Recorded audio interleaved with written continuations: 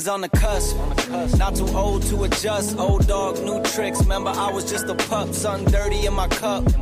Clean soul, good karma is a must. Still my shooter in the cut. I was stuck inside a rut.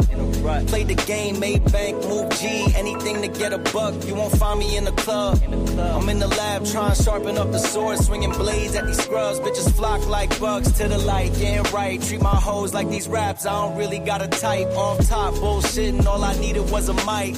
Yeah. Hey, pass the rock, it's all butter. Pack your bags and take flight. Don't worry, it's all covered.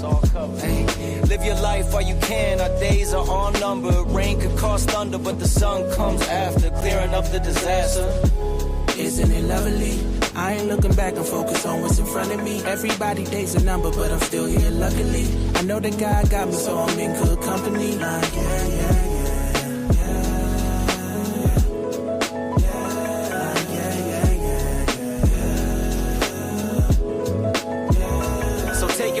I got some places I should take you to see. You know it's easy when you ride with a G. Light speed, moving fast through the city, trying to find me some peace. I finally lived to be the guy that I was dying to be. Still I got some trust issues, people lie through their teeth. The more I grew, the more they hide in the crease. Squad building, weak members get released. If we trying to compete, starting pitchers need relief. Bro, we building a team, everybody got a niche.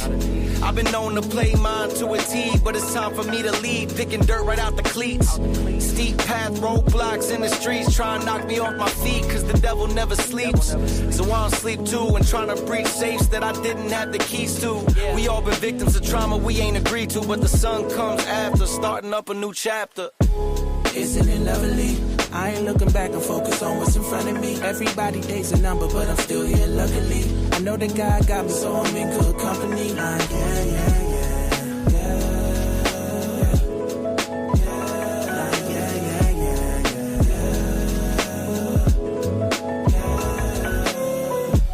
Isn't it lovely?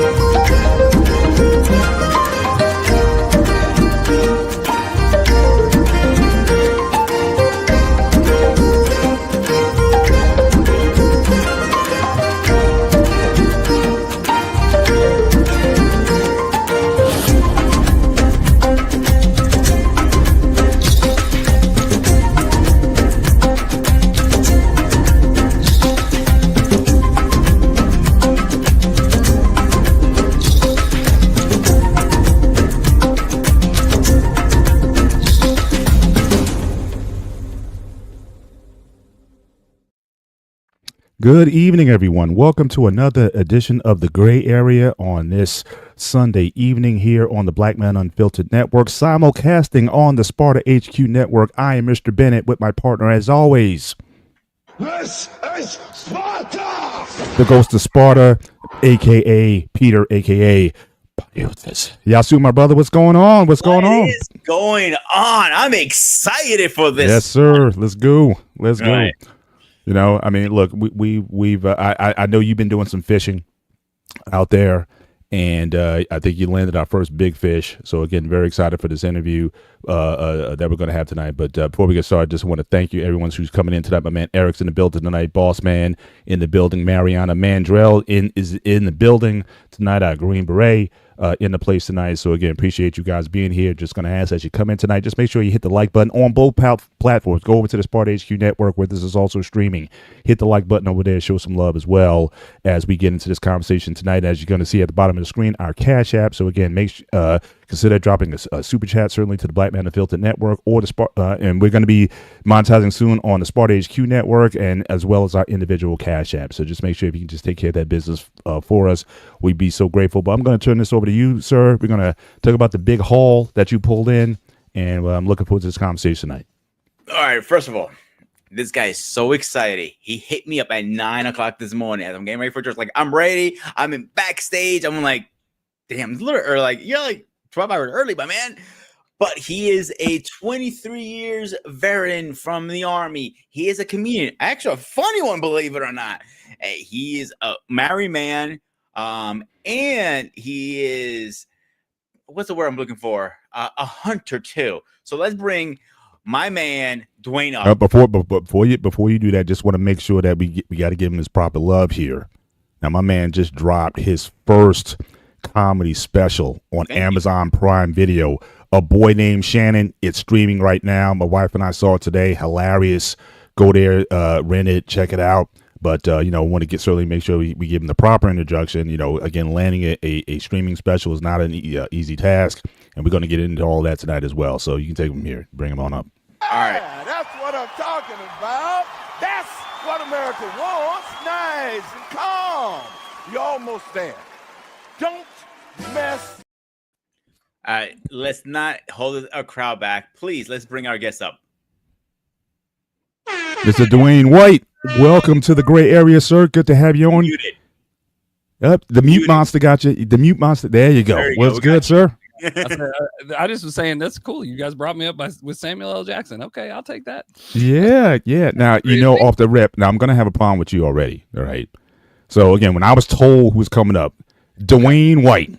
Yeah. That is as black as it gets. Yeah. As far as the names, and then your name is Shannon on top of that. So Shannon. Dewayne White, so we already got Shannon Sharp. He kind of, so we're about to take that one too. So I might be claiming cultural appropriation here. I mean, what's going on, Dewayne? How we get this name, Dewayne? What's going on, sir? A lot of weed. That's pretty much how that works. I don't know. It's the boy named Sue, man. I think my dad was trying to make me tough. I don't think it worked, but he tried. I don't know. It was my dad's idea to do Shannon. I don't know why. There's maybe somebody way back in the thing. We got Irish heritage maybe, and then we have some family named Dewayne. But I'm still surprised at that too, because that's what's up. It is fun. It is super fun when people don't. If I'm not on a poster and I come out, it's a lot of fun. There are assumptions are made. Like, surprise! Things I've heard walking up to the stage are so much fun. Like, that's not Dewayne. What?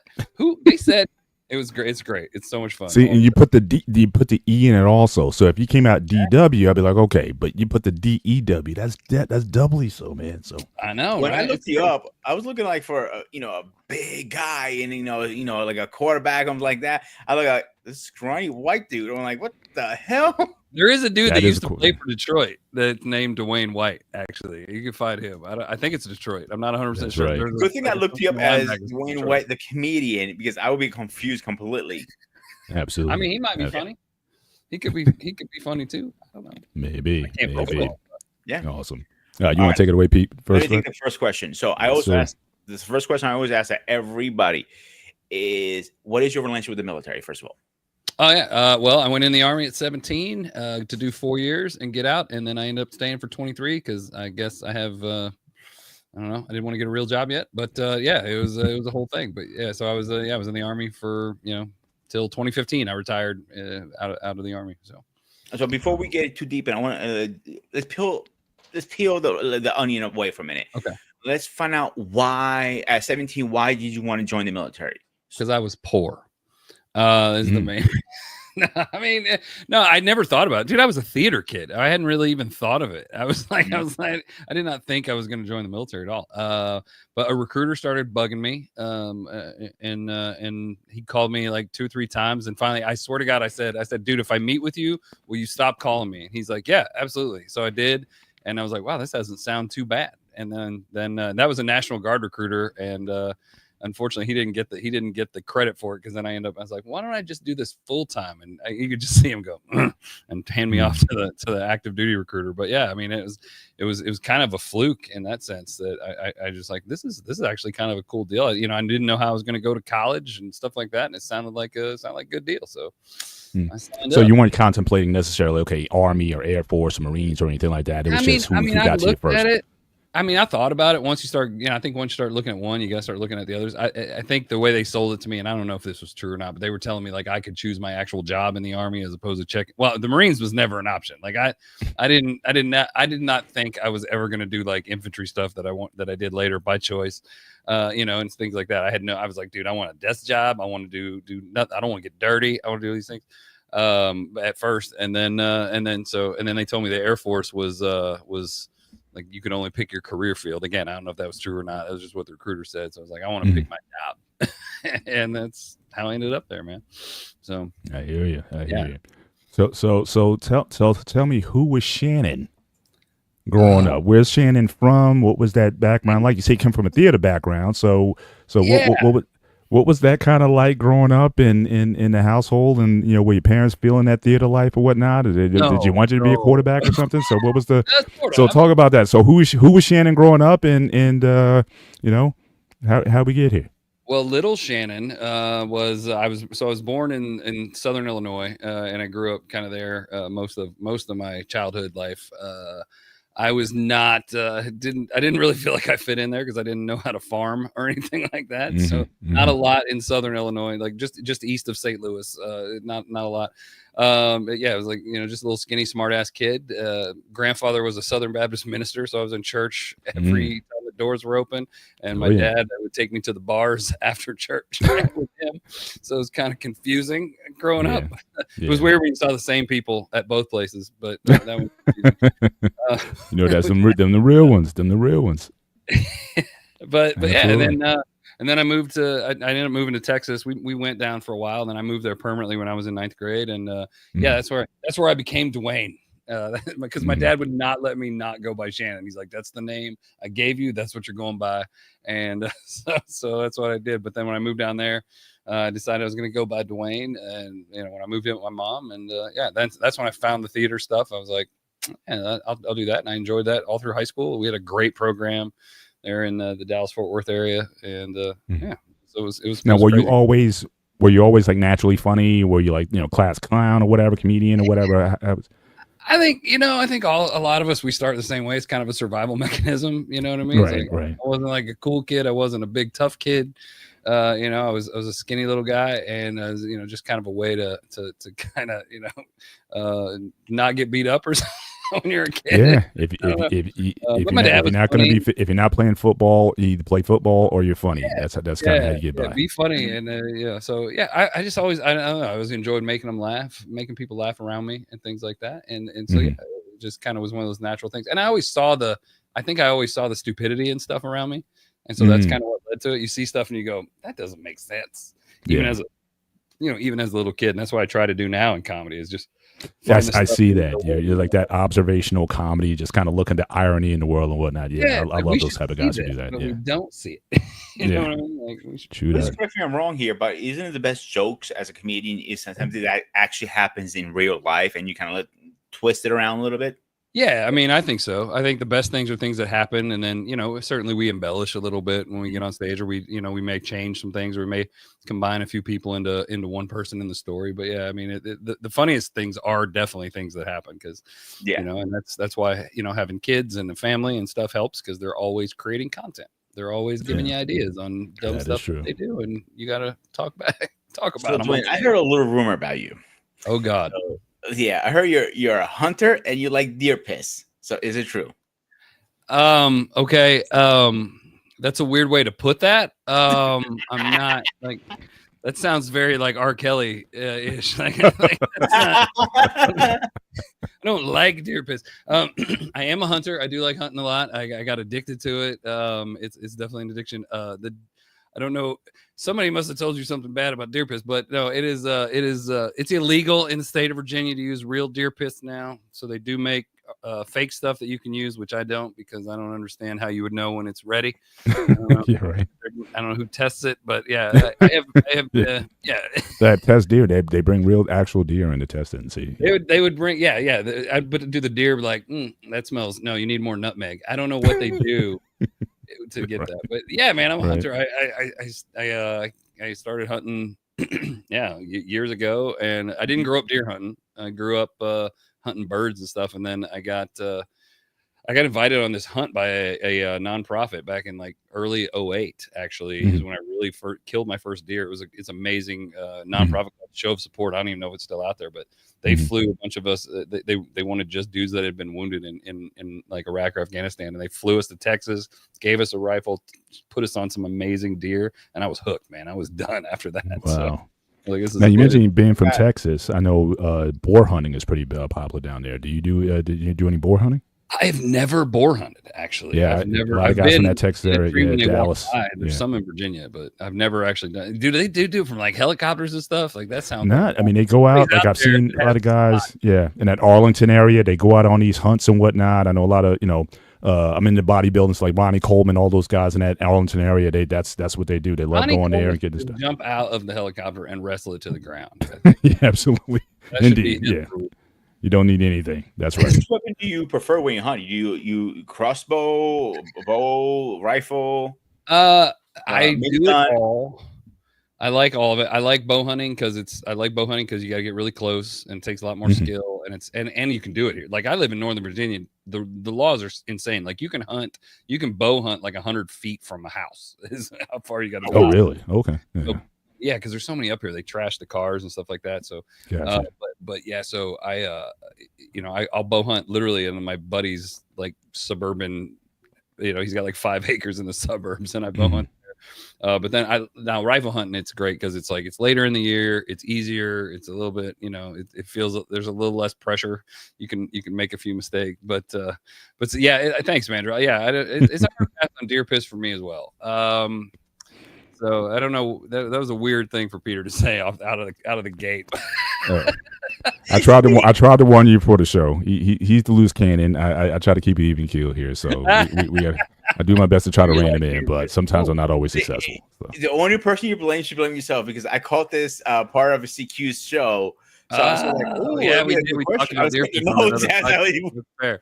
That's fair. Yeah, it is weird. It is weird when I would buy that. It's like you're like. And it's because they have different types. It's like, this is a buck, this is a doe and meat, this is a there's a lot of detail in that. Yeah. How can it tell a different urine? Which one is a buck? Which is that? Which one is this? Well, because a reindeer have them living on grates or something. I don't even know how they do. It's a whole thing. I just picture there's like one like guy, some French guy down in a basement like that used to work for a perfume factory or something.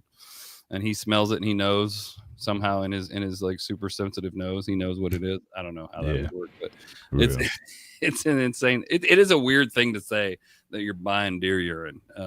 It's crazy, but it drives the young stupid ones crazy. So there you go. None of what you want, right? Well, it is. Absolutely. The teenagers of deer will come in, but indeed.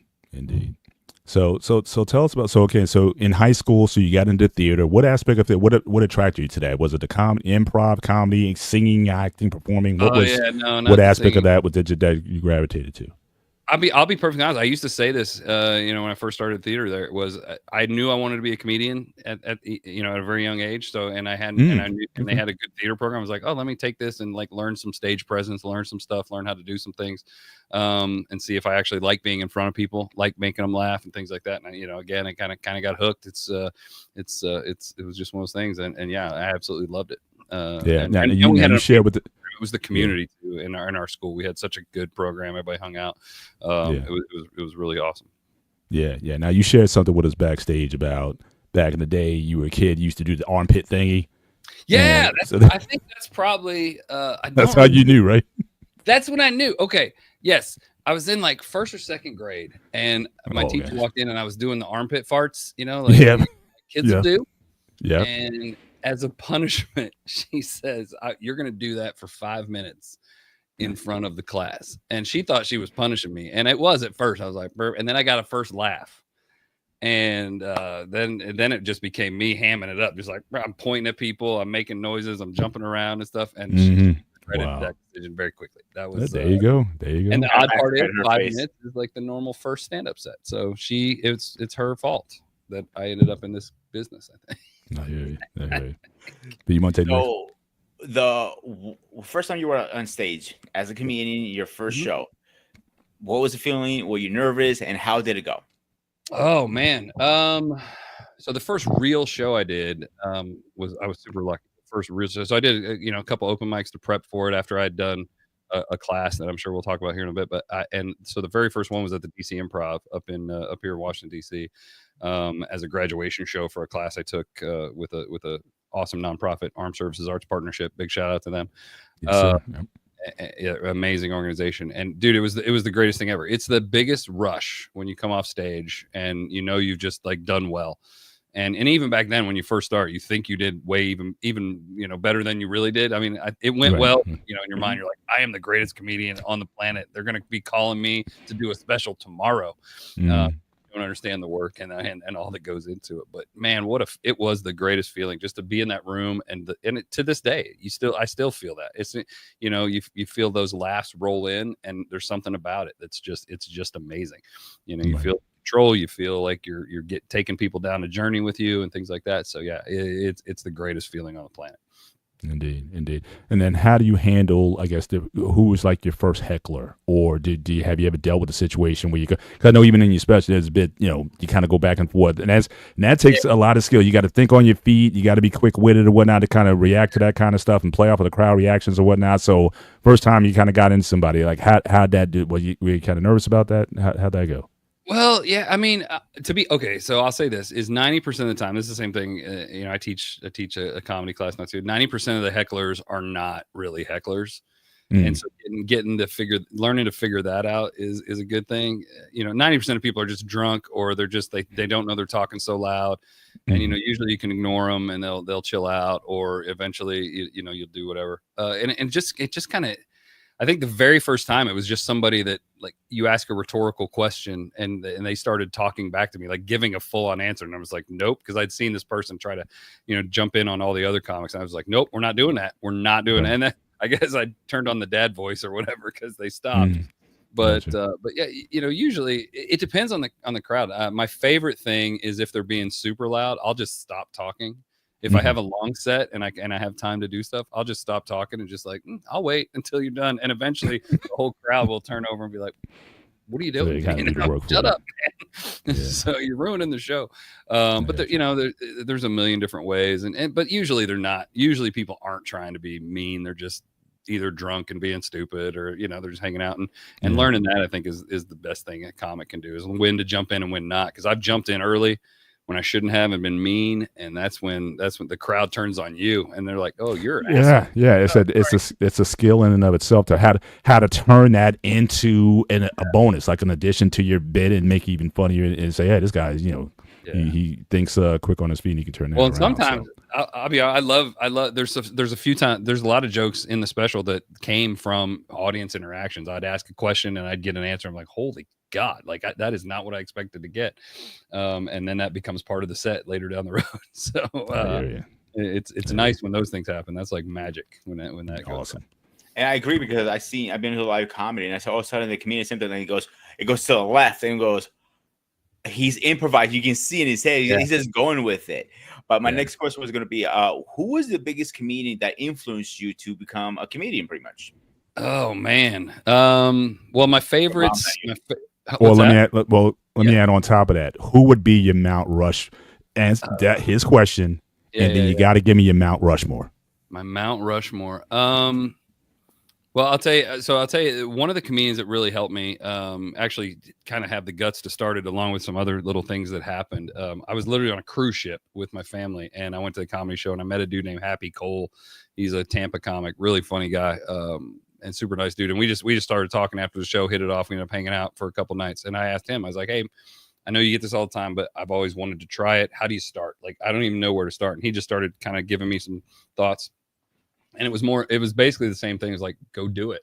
I'm like, oh, okay. That's what you have to go out and do it. That's easy advice, right? But it's probably one of the most truest things in the world. I mean, in any aspect of life. I mean, people, you find reasons not to do something, and sometimes you got to get out there and yeah, it's just like the Nike ad. It's so true.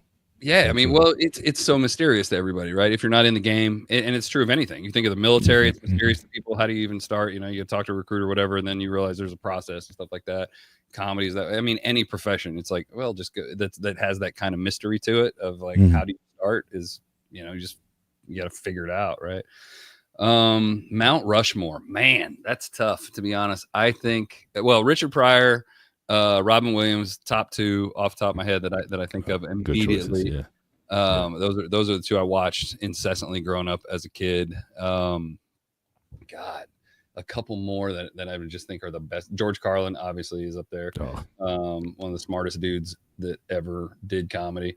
George is weird. I never laughed. I hate this question because I know I'm going to leave some amazing. Yeah, but George always did. I never looked at George as a comedian. He was like a brain surgeon. I never laughed at a George Carlin bit, but he had me like every, because I'm like this all the time because he always gave you something to think about all the time. It's like, that's a good point. Yeah, I never thought about, but I never laughed. Like he never had me like bawling laughing, but he would do this psychological surgery on you in terms of how you think about things, the words that we use, how we approach stuff. It's like, man, I'm like this most of the time when I'm watching George. I mean, he was, way ahead of his time. He could have been a professor. He could have been anything else but a comedian. But yeah, brilliant guy. I mean, absolutely. As you mentioned that, I watched Gallagher over and over and over as a kid. I mean, the watermelons, Gallagher whatever, gimmick, but some of the jokes he wrote, I was like, that's really, about why words sound the same, even though or sound different, they're spelled the same, all these different things. It was amazing, man. It was cool. But yeah, I mean, God, if I pick 4 or 5, I'm going to leave, so many off. I mean, Eddie Murphy's first one I ever memorized. I knew I could do Delirious by heart when I was in junior high, so Ice cream. Up there. Oh my God, dude, it didn't age well. The first no. one. I went on Delirious. Definitely not politically correct today. Absolutely not. All right. But, it was a different time. It was a different time. God, if they come back 30 years from now and watch my special, they'd be like, oh, my God. Well, all that stuff. I mean, we grew up. So, I mean, you just turned 50 recently, right? Turned 50, yeah. Yeah, so we're Gen Xers. We're kind of in there, but we grew up like on All in the Family, the Jeffersons, and so God. All that stuff back then was just the Jeffersons going like it was going out of style. I mean, granted, we had 3 channels, but yeah, this is to true statement. This is no kid. We had a white parakeet that my dad named Honky after because of the Jeffersons. That is a fact. That is an absolute fact. Oh my God. And I can say that because both my father and the bird are dead now. But it is an absolute true statement that is crazy. That is crazy. Did you have the next one? Yeah. Your toughest crowd. You know it's not going well. How did you turn that around? Toughest crowd. How did I turn around? I just left. No. God, does that you say that does that happen more than we think? I mean, especially guys getting up first time, whatever. Is it uncommon for a guy just to walk off when he's not hidden? I mean, I've seen people walk off. I've seen people do crazy stuff. Usually what happens, honestly, is people turn on the crowd. And that's when it's a young comic. They'll be like, oh, you guys aren't smart enough to get these jokes.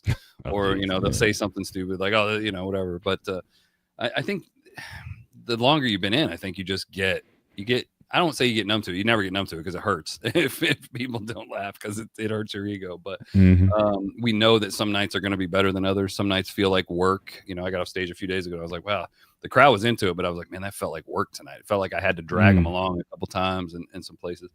But I mean, you just got to read it and go, okay, they're not into this topic. Let's go to this other thing. Right. I think one of it goes back to the heckler question. One of the worst times I remember, I feel like I was hosting a show. So I was the first one up. I was an MC. It was at my place that I run. And I went in on a heckler too early, too fast because I'd seen this table being kind of being asshole before the show. Yeah. And so then I got up and they said something and I just launched and way too soon, way too hard. And the crowd just went, you're a dick. And for the rest of the night, like they did not want to deal with hard. me. Yeah, and it's hard to take that. Yeah, you can't. It's hard to recover from that for sure. Yeah, you're like, I'm sorry, I'm not trying to be an asshole, but yeah, it's. I mean, I've done so many weird shows. It's hard to say. Like, I've done these bar shows in the middle of nowhere where there's like 6 people, and you're like, all right, well, we're gonna have fun. And sometimes those are fun. Sometimes they end up being a great time. Yeah. Other times, only time I saw that working where you just kind of go off in the crowd. But I'm sure you remember that Bill Burr, Philly incident. Oh God, that's the only time it made his career, man. Yeah, that was good. insane. I mean, he was already amazing, but I mean, that made him an icon, dude. Right? Exactly. There. Yeah, that's the only time I've seen somebody who really just took and he just kept going and he just worked it. I never saw that before. I've never seen anything prior or since. So yeah. I mean, you can double down on people if they start to tighten up. What normally happens is what I've seen happen a lot is if they're too well lit. And the joke is maybe a little dirty or a little risque, and especially in DC, if it's some weird thing, they might tighten up. And I learned a trick early on from a guy that he taught me. This other comic taught me this when he was a headliner, and I was just doing like a little short guest spot. And he and they were very tight. They were not laughing. They would laugh and then like and they would tighten up and wait for the next thing. And he taught me, he's like, hey, just call them out on it. Just just be like, and have something to say like, oh, you guys are laughing. And now you're like, no, we're back. We're not laughing anymore.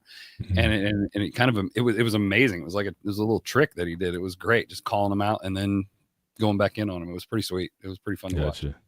Gotcha. So it's like a switch, almost like off and on kind of thing. Yeah, I mean, it's definitely it's an ebb and flow. It's a give and take between the audience and the comic. That's the beauty of it. That's the cool part about it is you can prepare and know exactly what's going to happen, and then something goes weird. And something goes sideways or a waitress drops a fork or somebody spills something, somebody's phone goes off. I mean, you never know, and that's the beauty of this art form is that you never know what's going to happen. So it's always it's like walking a tightrope a lot of times. So when it works, it works. When it doesn't, that's it's right. painful. Indeed. But let's talk about your military. So you joined when you were 17, pretty young. Joining. Note from my mom. What was boot camp like? How'd you kind of go through the ranks? 23 years in. So what happened? You say you were trying to go in there for 4.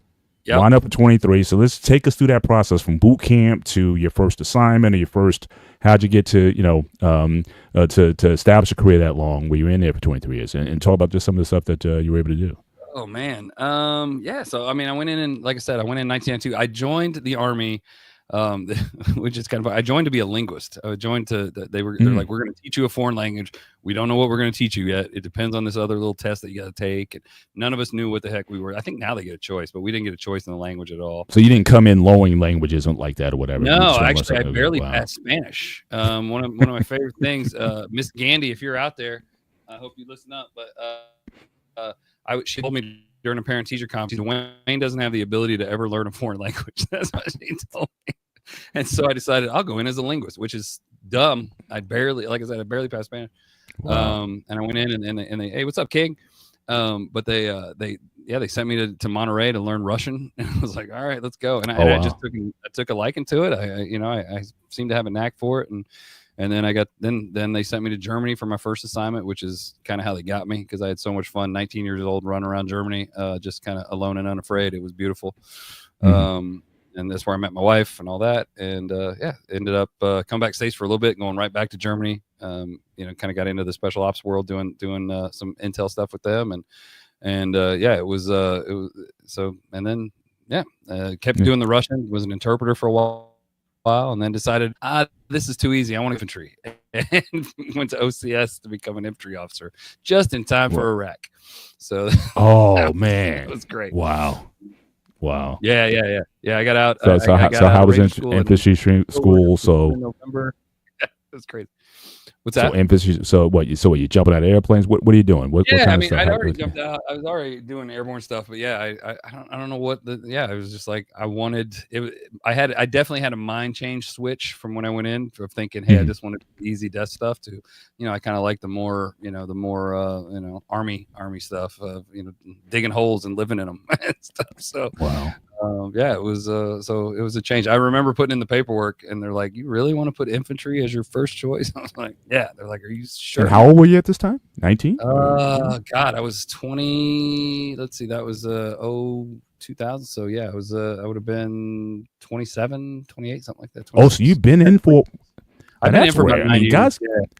Guys come in kind of starting in infantry. You got this kind of. Well, I went to officer candidate school, so I was going to switch over to become an officer. So I switched over and became an infantry officer. Right, like I said, I got out like late 02 and went to Kuwait to get ready to go to Iraq in early 03. So there was not a lot of.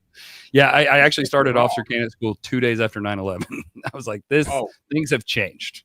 This is not what I thought, because I was like, oh, I'll go to NTC. It'll be fun. That'll be the worst that ever happens. And I'm like, no, never mind. We're going to war. So it was a little different. Usually the other way around, doesn't it? Usually people go for infantry. Then I want to go to this. Yeah. I'm not what you would refer to as a smart man. I don't know if I'm not. The number of times I was asked, like, wait, you're switching from this to this? So yeah, it was a different thought process for me. Now I know you got 2 tours under your belt. Am I mistaken? Correct? Yeah, I did 2 tours in Iraq. Yep. So one as an infantry guy, one as an intel guy. So both tours. Which one was like a mission you went out or a deployment that said, "This is a bad idea. I made a bad choice, and I'm shitting bricks right now"? But all of them, man. Are you kidding me? One was easier than another one, but no, I mean, yeah, I think when you're sitting there, when you're getting ready to cross the border into Iraq the night before, and they're like, they give you this big cheeseburger meal, and you're like, oh shit, okay, they're feeding us well. We're going out tomorrow. Fatten you up for the kill, basically. Yeah, we're like, hey guys, this doesn't bode well. But I mean, yeah, for sure. There's second thoughts there all the time. Thanks, Mandrell. Mandrell's our Green Beret. So he just goes hard all the time. So that's fine. But yeah. So I mean, I guess that would have been one of those times where I was like, okay, this might have been a bad idea. But no, I mean, yeah. I mean, you take the good with the bad. So I mean, it wasn't. Yeah, it was what it was. But yeah, and then. Oh, that's about it. Good. Now, did you have your share of injuries during the campaign? Did you come out? I got blown up in April of 03, but it was very minor. Just got hit with an RPG, got a little shrapnel, little wound on my hand. But the good news is now I don't get speeding tickets anymore. Why is that? I got Purple Heart plates. Nobody gives people with Purple Heart plates a speeding ticket. You got to be a massive. Is that right? I don't know. Well, okay, I take that back. My wife did get a speeding ticket with Purple Heart plates while I was deployed the second time, but and she called me and told me, and I go, "It was a female cop, wasn't it?" She's like, "Yeah. How did you know that?" I was like, "No dude would have the guts to give a lady with 2 kids in the car in a minivan with Purple Heart plates a ticket. Wow. No dude would do that. That's messed up. But a woman would." Saying you're mean to each other, ladies. You need to lighten up. That's what I'm saying. Yeah. Oh no, he's right about that, because I've seen people pull like they're driving, we get pulled over. Here's my military ID. I'm like, you son of a bitch. That's how you get out of it. Hey, dude, you got to take whatever you can take. You know what I mean? It's fine. I've gotten plenty. It's fine. Indeed. It's good. And then he goes he looks at it, goes, "Have a good day." So like, he's not gonna run anything. Like, why? You can't make this fake. This is a free ticket job. He goes to me. I'm like, seriously? Yeah, it can be. Not if they were military, maybe or maybe not. It depends on their experience when they were in. Gotcha. Some cops were in and did not enjoy it. And if they see that ID, like, oh, okay, I see what you got going on. That's cool. All right, so you went in for 2 tours. You kind of came relatively unscathed. Did you have any kind of PTSD, any kind of things that came out of those theaters that you were in? Not as bad as thanks, Angry Up is 100% correct. It doesn't always work. No, I mean, not as bad as I kind of expected. I mean, everybody has different things that happen, different things, different ways of processing it. That wasn't as bad to me as just, the combat stuff wasn't as bad to me as just like the being away a lot was harder, especially the second time, because I had 2 small kids at that point, things like that. That was the more difficult part, was on the second tour. And it might have even been more difficult just because we had so much more communication and things like that back to the States. So it was actually easier in some ways when you couldn't talk to your family and stuff like that. Okay. Then you're doing it every day, and I wouldn't have given it up. You think it became a distraction in the field? Well, yeah. I mean, it wasn't. I wouldn't say it was a distraction. It was just one of those things where it just made it a little more real. Made it seem slower. I think when you're talking to them every day. Gotcha. So that was, I think, one of the harder things. Dealing with that and then coming back and trying to reintegrate after long periods of time away is always tough. So gotcha. Now you had mentioned that you met your wife while you were in Germany, so talk about that a little bit. And I saw from your bit also you were getting a little flack. You came back, well, you married a German woman or whatever. So what was that like? How'd you meet and how that? Like, now again, we got vets, Army guys in military Germany all the time. They're just going all the way back to World War II, the German war brides and all that kind of stuff. So that's been a long thing for a long time. But just basically walked up and said, "Hey, lady, we're getting married. I'm an American. You're German." No, it wasn't like. But no, let's see. We met in the most romantic of ways. We met in a bar. So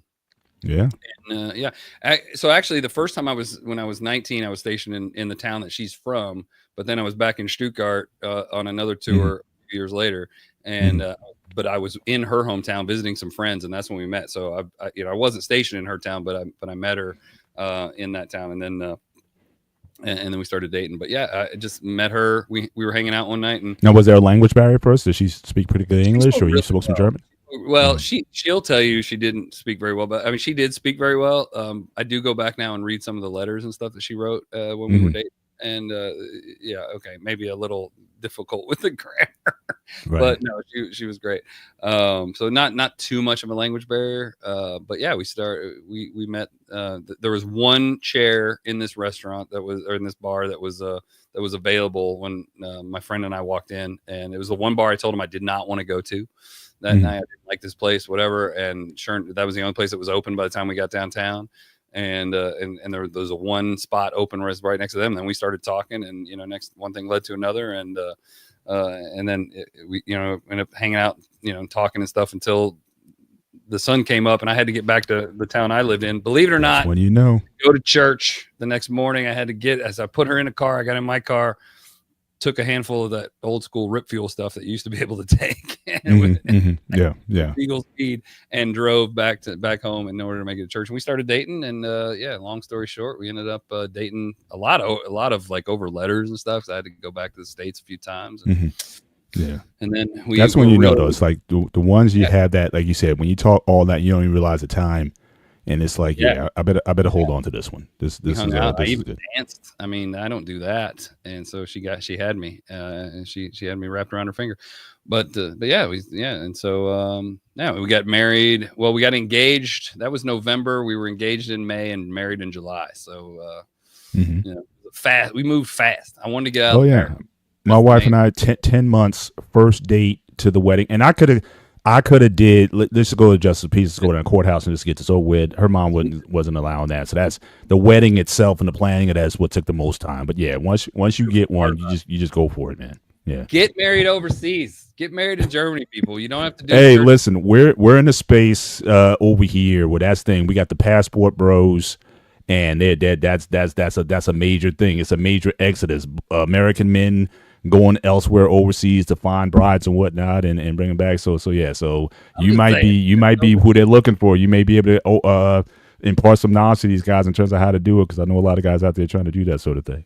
It is crazy, man. I was so glad, because in Germany at the time, I don't know if it's still the same, but at the time, the justice of the peace was the only thing that counted. You could do a church wedding, but it was just kind of a show deal.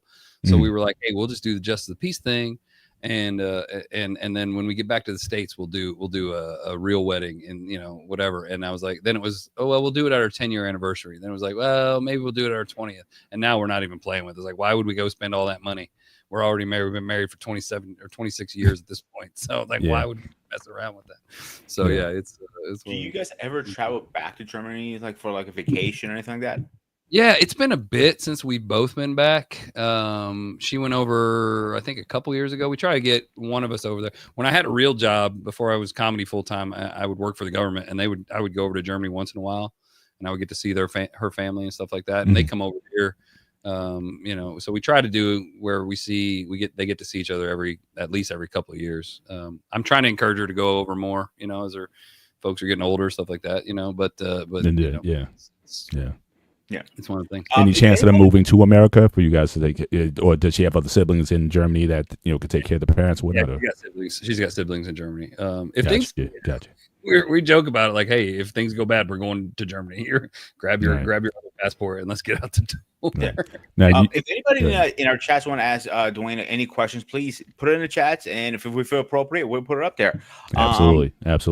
As an officer, how was your experience different than your other jobs in the military? Because people always like say, "God, he's an officer." That's like a black cloud following you guys. It can be. I mean, as far as the difference between officer and enlisted, I mean, it was weird. I always used to say, people used to ask me all the time, say, "Hey, do you ever miss being being a non-commissioned officer?" And I was like, yes, but not on the 1st and 15th of the month, because those were paydays. But no, it was. I mean, I was really lucky, honestly. The first half of my career, it was. I had cool assignments. I mean, I spent most of it in Germany, and then, you know, out in California and stuff like that until I went to OCS. So, I mean, I had good jobs where I got to use my language. I got to do fun stuff. You know, I got to, you know, I went to 10th Special Forces Group and did a bunch of intel stuff with them when I was young. So it was good. It was a little, I felt like it was a little more free to do what I wanted to do. And, you know, cause there was a lot less pressure, you know, as far as, you know, than there was when I went to the officer side, where it's just like, there's like, you know, trying to work you to death and stuff like that. But I mean, it helped that I'd been in for that long, you know, so I knew how it felt to be a private and stuff like that. So, I mean, I think it helped me. So I could be, why become officer? It had to be the money. No, not all, but I wanted to do different stuff. To be honest, I wanted to do cool stuff. Like, you know, I wanted to get back in the special ops world again and things like that. And it was because of my job in the enlisted side was so there were so few of us at the time. They weren't letting people out to do other cool stuff. So I was like, well, I'll just go to officer candidate school. In fact, I was going to go try to become a warrant officer. That was the plan. And then I started talking to a first sergeant of mine that was like, you have enough college. Why don't you just apply to OCS? I'm like, all right, we'll see what happens. And then next thing you know, I did. So yeah, it was a whole thing. But yeah, I mean, it was different for sure. Some better, some worse, you know. I got you. And then so after you're out, you're working, you know, having an office sort of job or whatnot. So what made you decide you put in, 23 years in? What made you decide now is the time to get out, or were you looking at other options? And then on the exit, because I think, and we're going to get into, you know, certainly your arts program after that. Yeah. The guys we've talked to so far making that transition, coming out. It's almost just as scary coming out as it is, going in. Oh yeah. And so, what was that transition? What was going on in your mind in terms of like when it's time, and then what am I going to do now? Well, when it's time, that's a good one. I tell everybody that I talk to now. I tell them that oh, you're a 7th group guy, Mandrell. Right on. I was a 10th group guy, so that's cool. But yeah, I think. I tell everybody now that I talk to that they're still in, is when you really start contemplating it, when you really think like, man, I can't wait, I need to get out, and you start really having those serious thoughts where it's not just like, oh, screw this, I got work to do on a Friday that I don't want to do or whatever. You're like, I could get out, but it's when you really start contemplating. I almost got out once before I retired. Like the year prior, I'd written the letter, I was ready to go, I was going to turn in. I was gonna retire, and then I was like, no, I'll do one more assignment. And then I knew the second I got to the next assignment that I hated it and I didn't want to be there because it wasn't fun at all. So I just went ahead and dropped paperwork, which made him really happy when I just showed up. I'm like, hey, a year from now I'm leaving. But I think that was thing, and it was the scariest thing. It was way scarier than going in my opinion, because now. Going in, I'm a 17-year-old kid. I got nothing really going on. I have no responsibility except myself. But, you get out, you've been in this thing, this organization for 23 years. And then you're like, everybody gets paranoid, makes like, oh, am I going to get a job? Am I not going to get a job?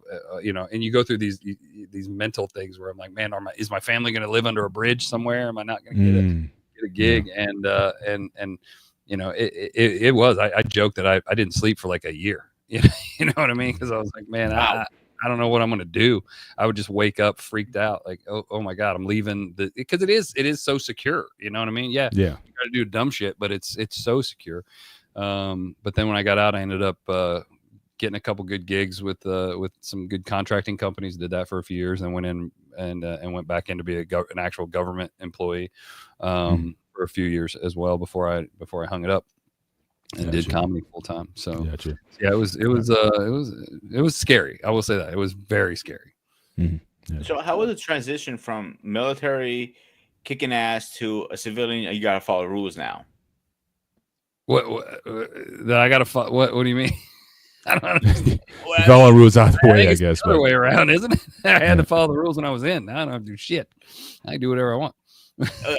Okay, I'm not. You're the comedian. I'm not. This is my little joke. I'm trying here. Okay, I'm not. Oh, my bad. No, you're good. Like I said, like going from a military person to a civilian. I hear all the time from all our other guests and Griel, Mandrell, CQ, and so on. The transition is not that easy sometimes. No, it's not. It was a little easier because I ended up going back into a building that I'd worked in before. So I had a little bit more comfort with that. The hardest part was just like, dude, how do I interview? How do I do all this bullshit?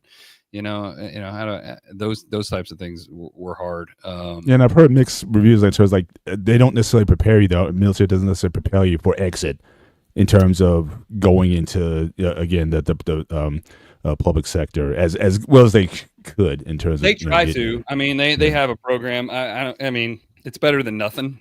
Right. But it's not amazing. I felt like when I went through it, I felt like I was about 5 years. It was about 5 years outdated. They're talking about what resume paper to use and stuff like that. What? Parchment paper. Yeah, make sure you print it where linen the seal on the paper is upright or you look stupid. I'm like, no, you look stupid if you hand someone a paper resume in 2015. What are you talking about? So I can't even imagine what it is now. But they've also fixed a bunch of stuff too. I mean, there's a lot of things. There's a lot more programs and things like that. So it's I think they're trying to do the right thing. It's just it is hard, and. And then you got people that haven't really been through it that are kind of running the program. So you got military people kind of running a military retirement program. It's like, well, do you have like they haven't been through it? They don't know. And so a lot of people, like I did at first, just kind of cling to what's comfortable and like, oh, I'll go back into the same building I was in before, just as a contractor or just as a government employee and stuff like that, rather than maybe branching out and doing some things they want to do. I think I see that a lot. Gotcha. Because it's that safety. It's like that run back to what's comfortable a lot of time. Absolutely. And you hated being in a suit tie kind of guy when you were doing that, correct? Oh fuck yeah, I hate it so much. Oh my God. Why? Because it sucks to sit in a desk with a suit and tie and send emails when the biggest deal of your day is like, oh, I got to get this PowerPoint right. To me, that's misery, dude. That's no fun at all. Absolutely. Before we go on, I just want to thank again. Hunting Wisdom became a member of the BMU platform. Thank you so much for becoming a member. Certainly appreciate you going on. And again, anyone who's considering membership, again, here or like I said on the Sparta HQ Network, and again, consider visiting both platforms. We'd love to have you, and we look forward to bringing you content, every day of the week here, certainly in the Black Men Unfiltered space. So thank you so much for joining us, Hunting Wisdom. But so let's transition a little bit. So again, so you're working in an area that you're not necessarily loving, but then there's, again, this Armed Forces Arts Partnership Comedy Bootcamp. So one, how'd you find out about it? Or first, who put it together? I don't know much about it. Talk about the program a little bit. Who put it together? How'd you find it? And then how'd you go from there to actually, because you teach in it, right? You actually help guys. So talk about that, the program and how it came to be and how'd you find it? Oh, I love it. It's I'll shout them out as much as possible. If you go to ASAP, you got to do it twice because they didn't get the website in time, I guess. If you go to asap.org, it's some weird disease. But if you go to ASAP, think Army Substance Abuse Program twice.org. You can do that. But it's So I'll tell you how I found it first. I'll start with that first. Is I just started this government job. I was a GS civilian. I knew I didn't want to do it. I'd been a contract for 3 years. I was actually having fun, but I knew I didn't want to do it. But it was like the thing you're supposed to do is move over to the secure government side, which, as we've seen in the last few weeks, may not be as secure. Not really, no. But sorry, GS people, if you're out there. I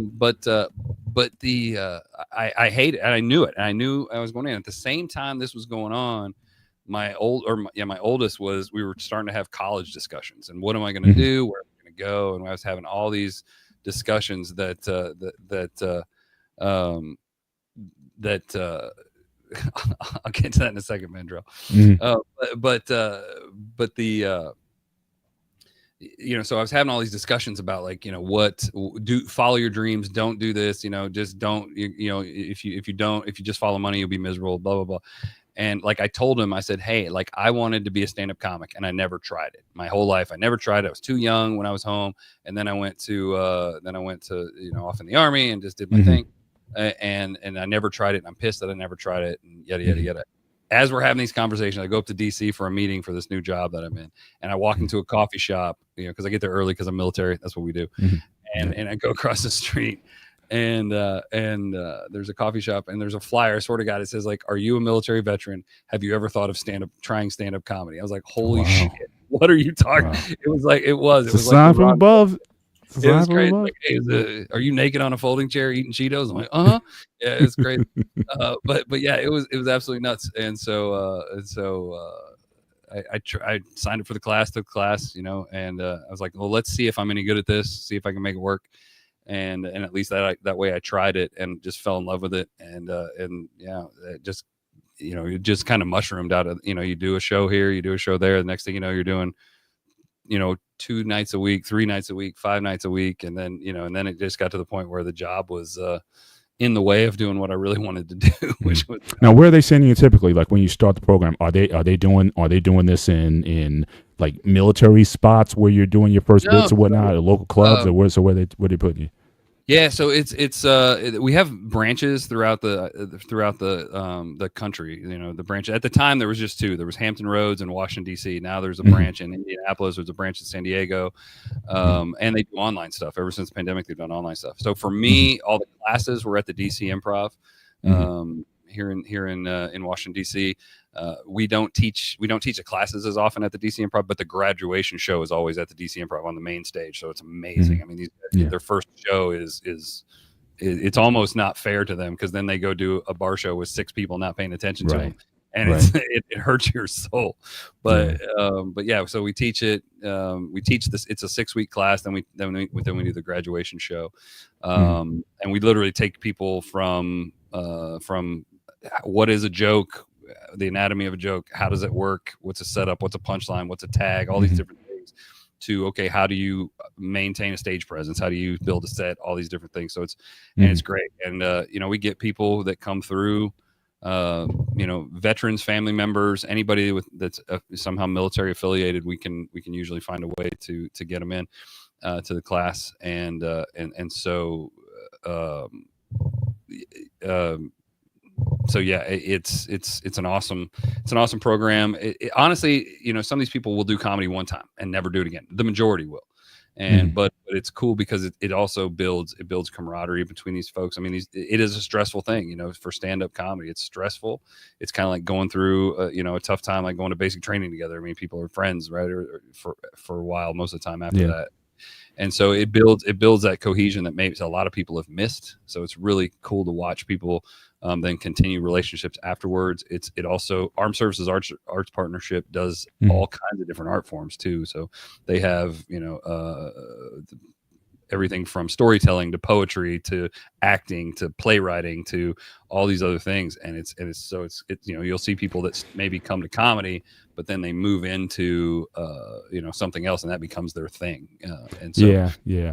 I find it interesting. I don't know, even in this country, certainly in the schools and whatnot, we see a sort of diminishing of the arts. Not putting resources into them and whatnot. And I think, when we grew up with when we were in school, arts was a part of everything that we did. You had the Glee Club, you had the art, drama, all that kind of stuff. All these school programs are cutting back on a lot of that stuff. Yeah. But it's good that you have a program, especially for the vets coming out, that gives them an opportunity to express themselves, maybe in a way that, especially for younger people, that you might not have been able to get in high school, that maybe we had growing up. But now these opportunities are there to do that. So I just want to highlight that. But then also talk about the people who decided to, I mean, you obviously had a knack for comedy, or you had a dream to become a comedian. Yeah. But is this program also for people who, like, for example, you may have been dealing with, because we talk about PTSD, we talk about people who have different traumas and whatnot, and how these arts can help them in terms of dealing with trauma, or putting their, whatever traumas they have into a productive space and use, and they can, kind of express themselves a little bit differently. So talk about the type of people who decide to sign up for this program, what you've seen from the people who decide to join it. Yeah, I mean, I've seen people join. I'll talk comedy specifically. I mean, I've been through a few of the other classes, improv and stuff like that. But the people that I see during comedy, I mean, we get people from everywhere. We get people that are at all different levels. We got people that have actually done it for a while that come through sometimes. We get people that literally don't have a clue about it, and they take it for different reasons. Some people. We tell them on day one, it's like, I'm not trying to make you a stand-up comic. I'm trying to get you a 5-minute set that you can be proud of when you stand on the DC improv stage at the end of the class, right? And that's what we're trying to get them to. Now, a few people from every class, like 1 or 2, usually out of usually it's a 12-person class. 1 or 2 will stay with it, and maybe they just go to an open mic once in a while. Maybe they they get on a few shows here and there. A lot of people do it a couple times and then stop, because it is hard. It's a grind. I mean, it's not an easy, it's not an easy art form to do, because you got to be out, you got to be doing, you got to be in front of people. But you get people. I've had people that they just want to become better public speakers, and they've been in the classroom, and honestly, a lot of times it's the people that don't have a clue that they're even funny. We always joke that some of the instructors, we joke that people that get up and be like, I'm funny. I'm here to tell the world how funny I am. I'm amazing. I'm this. I'm like, this person's going to be terrible. But the people come like, I just want to see if I'm any good, are usually the ones that end up crushing it. You know what I mean? It's like those people that come in the military and and the day one, they're like, I'm staying for 20 years. You're like, you're gone. You're out in 3. I know better, But yeah, I mean, you have people that take it because, they want to learn to express themselves. They want to hit, they want to maybe face some fears that they have, whether that's public speaking, whether it's writing things out, whether it's all kinds of stuff, and there's people that have come through with pretty significant PTSD. There's people that have other like diseases and things like that has made it difficult, but we always find a way, and they always find a way to push through. It's pretty cool to watch, actually. You take them from week 1 when they're nervous and scared to get up in front of people and just say their name sometimes, to 7 weeks later they're standing on a stage with 200 people watching them, and it's just them and a light and microphone, and they're doing their thing, and it's amazing to watch. I love it, absolutely love it. Yeah. So now, would you say that a comedian is this is one of those Barbara Walters questions? Broken. Is a comedian born or made? Because I've heard comedians address, hey, can I go to school and learn how to be a comedian? And some guys say, no, you really got to. And it's very different from improv, because I know a lot of guys in college, they go to do improv stuff, and they say improv is totally different from stand up. So what's your perspective on that? Can you learn to be a comedian, or it's just got to be something in you that you either have it or you don't? I don't know, man. It's kind of like, if Jordan wasn't Jordan, would he have been amazing? If he practiced, I don't know. I kind of tell people, like, I can't make you funny. I can't make you a funny person, but I can give you the tools to do jokes, you know what I mean? And I can coach you through to get you to be able to tell some jokes, or to be able to understand how to make jokes, as dumb as that sounds. It sounds so stupid. Like, I can teach you how to make jokes, but I can teach you how to write a joke or two, even if you're not a funny person. But yeah, there is something naturally there, and I think a lot. We always joke that it falls back to if you had a bad childhood or not. So if you had a bad childhood, stage. Yeah, it's like that drama mask. You got the sad face with the happy face. You get If I don't know if you came up with the perfect middle class background and all that kind of stuff, no drama, no stress. I don't know if you could be funny.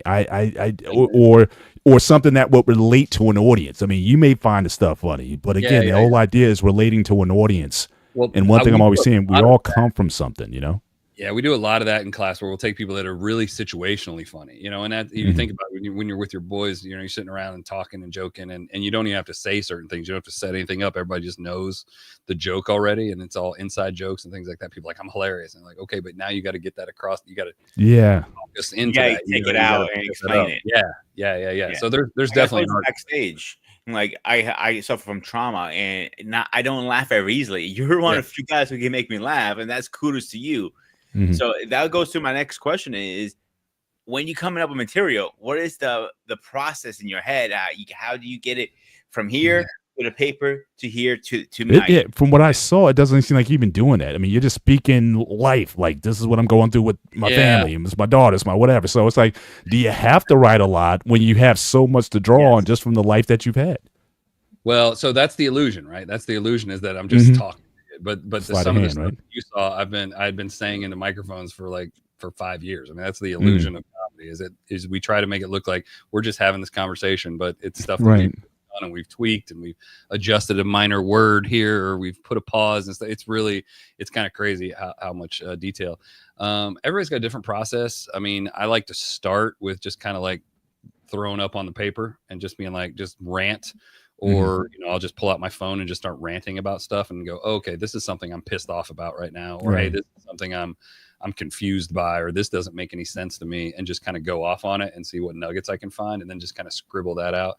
And then you gotta, that's the weirdest part about this art form. You got to take it in front of people to see if it's worth a damn. You know, you're like, this is the most hilarious shit anyone's ever come up with. And then you take it into a room full of people and they go, And you're like, well, okay, maybe it's not the funniest. How do you test a new joke out? Like, is it a process of elimination, or is it like? Yeah, do you tell your wife, hey, wife, sound like I got this new joke for you, or your kids or whatever? No, I learned early. The shit that she thought was funny never hit in a room, and the shit that she thought was terrible was always funny. So I had to learn not to test it out on my wife. You can't do that. I don't. I try to surprise her. So. Honestly, you find open mics to go to, and you find places where, you know, you can go out and test your stuff, and hopefully with a good audience. I'm really lucky now. We run a spot here in Woodbridge, Virginia, called the Electric Palm. And we've been there for 4.5 almost years now, I guess 4 and some change. And so it's nice because it's somewhere I can go, and I always know I can get on and get a spot and play with new stuff, and that's what I do there. I'll play with something there first, and if it's decent, then I'll go back and rework it and edit it and take it to a different spot where the people haven't heard it and play with it again and stuff like that. And sometimes things just fall into place, and that's beautiful when it does. Other times, sometimes it just takes years, and it's like house. Sometimes I'm like, I'll have a joke where I'm like, I can't figure this out, and then I have what I call a house moment. Somebody will say something walking by, and I'm like, shit, that's the missing piece to that joke. That's what I need to add. It's pretty amazing when the universe drops stuff like that on your plate. It's pretty absolutely. And it's just like working out. I mean, you know, I kind of have a training background, so you got to stay in the gym. You got to stay in because you see like the big guys. Everyone wants to be Chris Rock or Eddie Murphy or something like that. But then it goes to the point. I don't know if he did it yet. I think Eddie was trying to get back into doing stand-up bits at comedy clubs or what. It's like you got to stay in, because there's a big difference also between being a stand-up comedian and being an actor or something like that. Now let me ask, in addition to that, would you consider that? You ever gave thought to maybe acting or, you know, stand-up role in some kind of is that something that interests you? I mean, I have. It's not my main goal. I mean, my main goal is comedy clubs. I love them. I love everything about them. I love being in clubs. I love being out on the road. I like all that stuff. For now, at this point in my life, I would. If somebody offered me a role, would I take it? Yeah, hell yeah. If anybody's out there wants to offer me a role, there you go. Look up Dewayne White for sure. I did do a really terrible 2% commission, by the way, because his there he goes. I gotta get my cut. 2% of nothing is the same as 20% of nothing, so it's perfect. But no, I mean, I did do a stupid Army emergency relief commercial a few years ago, and I could not believe they cast me as the private. in this like an AER commercial. I just had to do push-ups all freaking day. It was absolutely insane. I was so done. And you know, I didn't look. I was fatter than I am now, and I think I looked older than I do now. But I had to shave my beard and all this, and they brought up this guy looked younger than me to be the drill sergeant. Like, all right, man. We do not say that word on this channel. Shave the beard. That is literally. See, he's in the. You quiet up there. Is against my religion. Shave. No, I get you. Like, do you trim? You trim it up though. Obviously, you can't. I had my beard down to here at one point. I had a 3.5 inch beard. Yeah, I go back and forth. I grow it out, shave it up, and like it just depends on the mood. And like one day I'm like, when they shave it. Yeah. Or my mother guilt tripped me because my mom suffered from stage 3 cancer, colon cancer, and she goes to me was it last year or year before? He goes, "You know what I want before you die?" I'm like, "Don't you do it!" Like, I like to see your face one more time. I might be dead next year. I'm like, "You son of a bitch!" If you go back in my channel, see me do it online. I did it live for my GoPro, and I just fuck it, let's do it to get it over with. And like, it was the most painful thing. When I first started growing it out, man, I used to tell because I would fuck up all the time and trim it bad, and then I would have to shave it, and I hated it. And my face I hate my face; it's fat and shit. So I was like, no, I don't. Yeah. Chad Daniels had the greatest line ever, a comedian. He said that beards were sweatpants for your face, and I was like, yep, that's fair. There you go. I like that. So it's good. Yeah, because we hide our stuff. Yeah.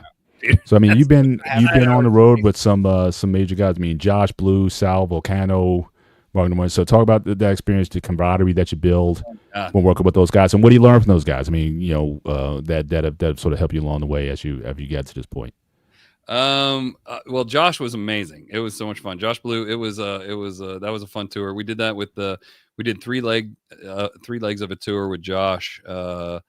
Gosh, it was me, another veteran, Adam Keys out of Sacramento, another ASAP guy, and he's a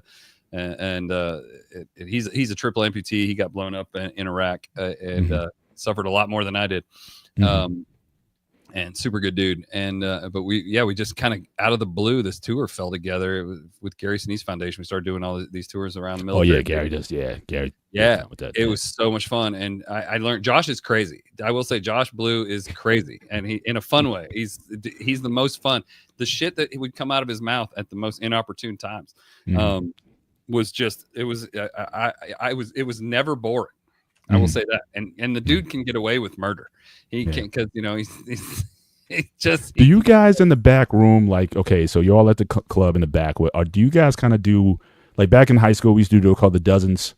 You know what I mean? Your mom's so fat you can do this and that, and you just kind of pass around. Do you guys just kind of spit comedy at you, just kind of rolling around, kind of as like a warm up kind of routine or whatever?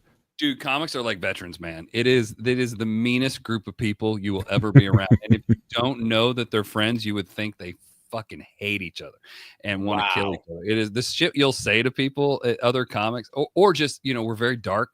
Very dark senses of humor. You know, we'll say things that, and sometimes it's very much like when I left the military. It's like you'll find yourself in a group and you're like, oh shit, I said that out loud. There's no military people here. I'm gonna sound like a real. You know, crazy person. And it's the same way around with non-comics is you'll say something and you're like, oh shit, there's no comedians here. Never mind. My bad. I didn't mean to offend everybody in this building. I apologize. But to me, that was really funny. But yeah, we definitely joke around and cut up backstage all the time for sure. I mean, you know, we played a game one night. It was actually here in DC. It wasn't on the Gary Sinise tour. It was just a show that I was doing here in DC with Josh.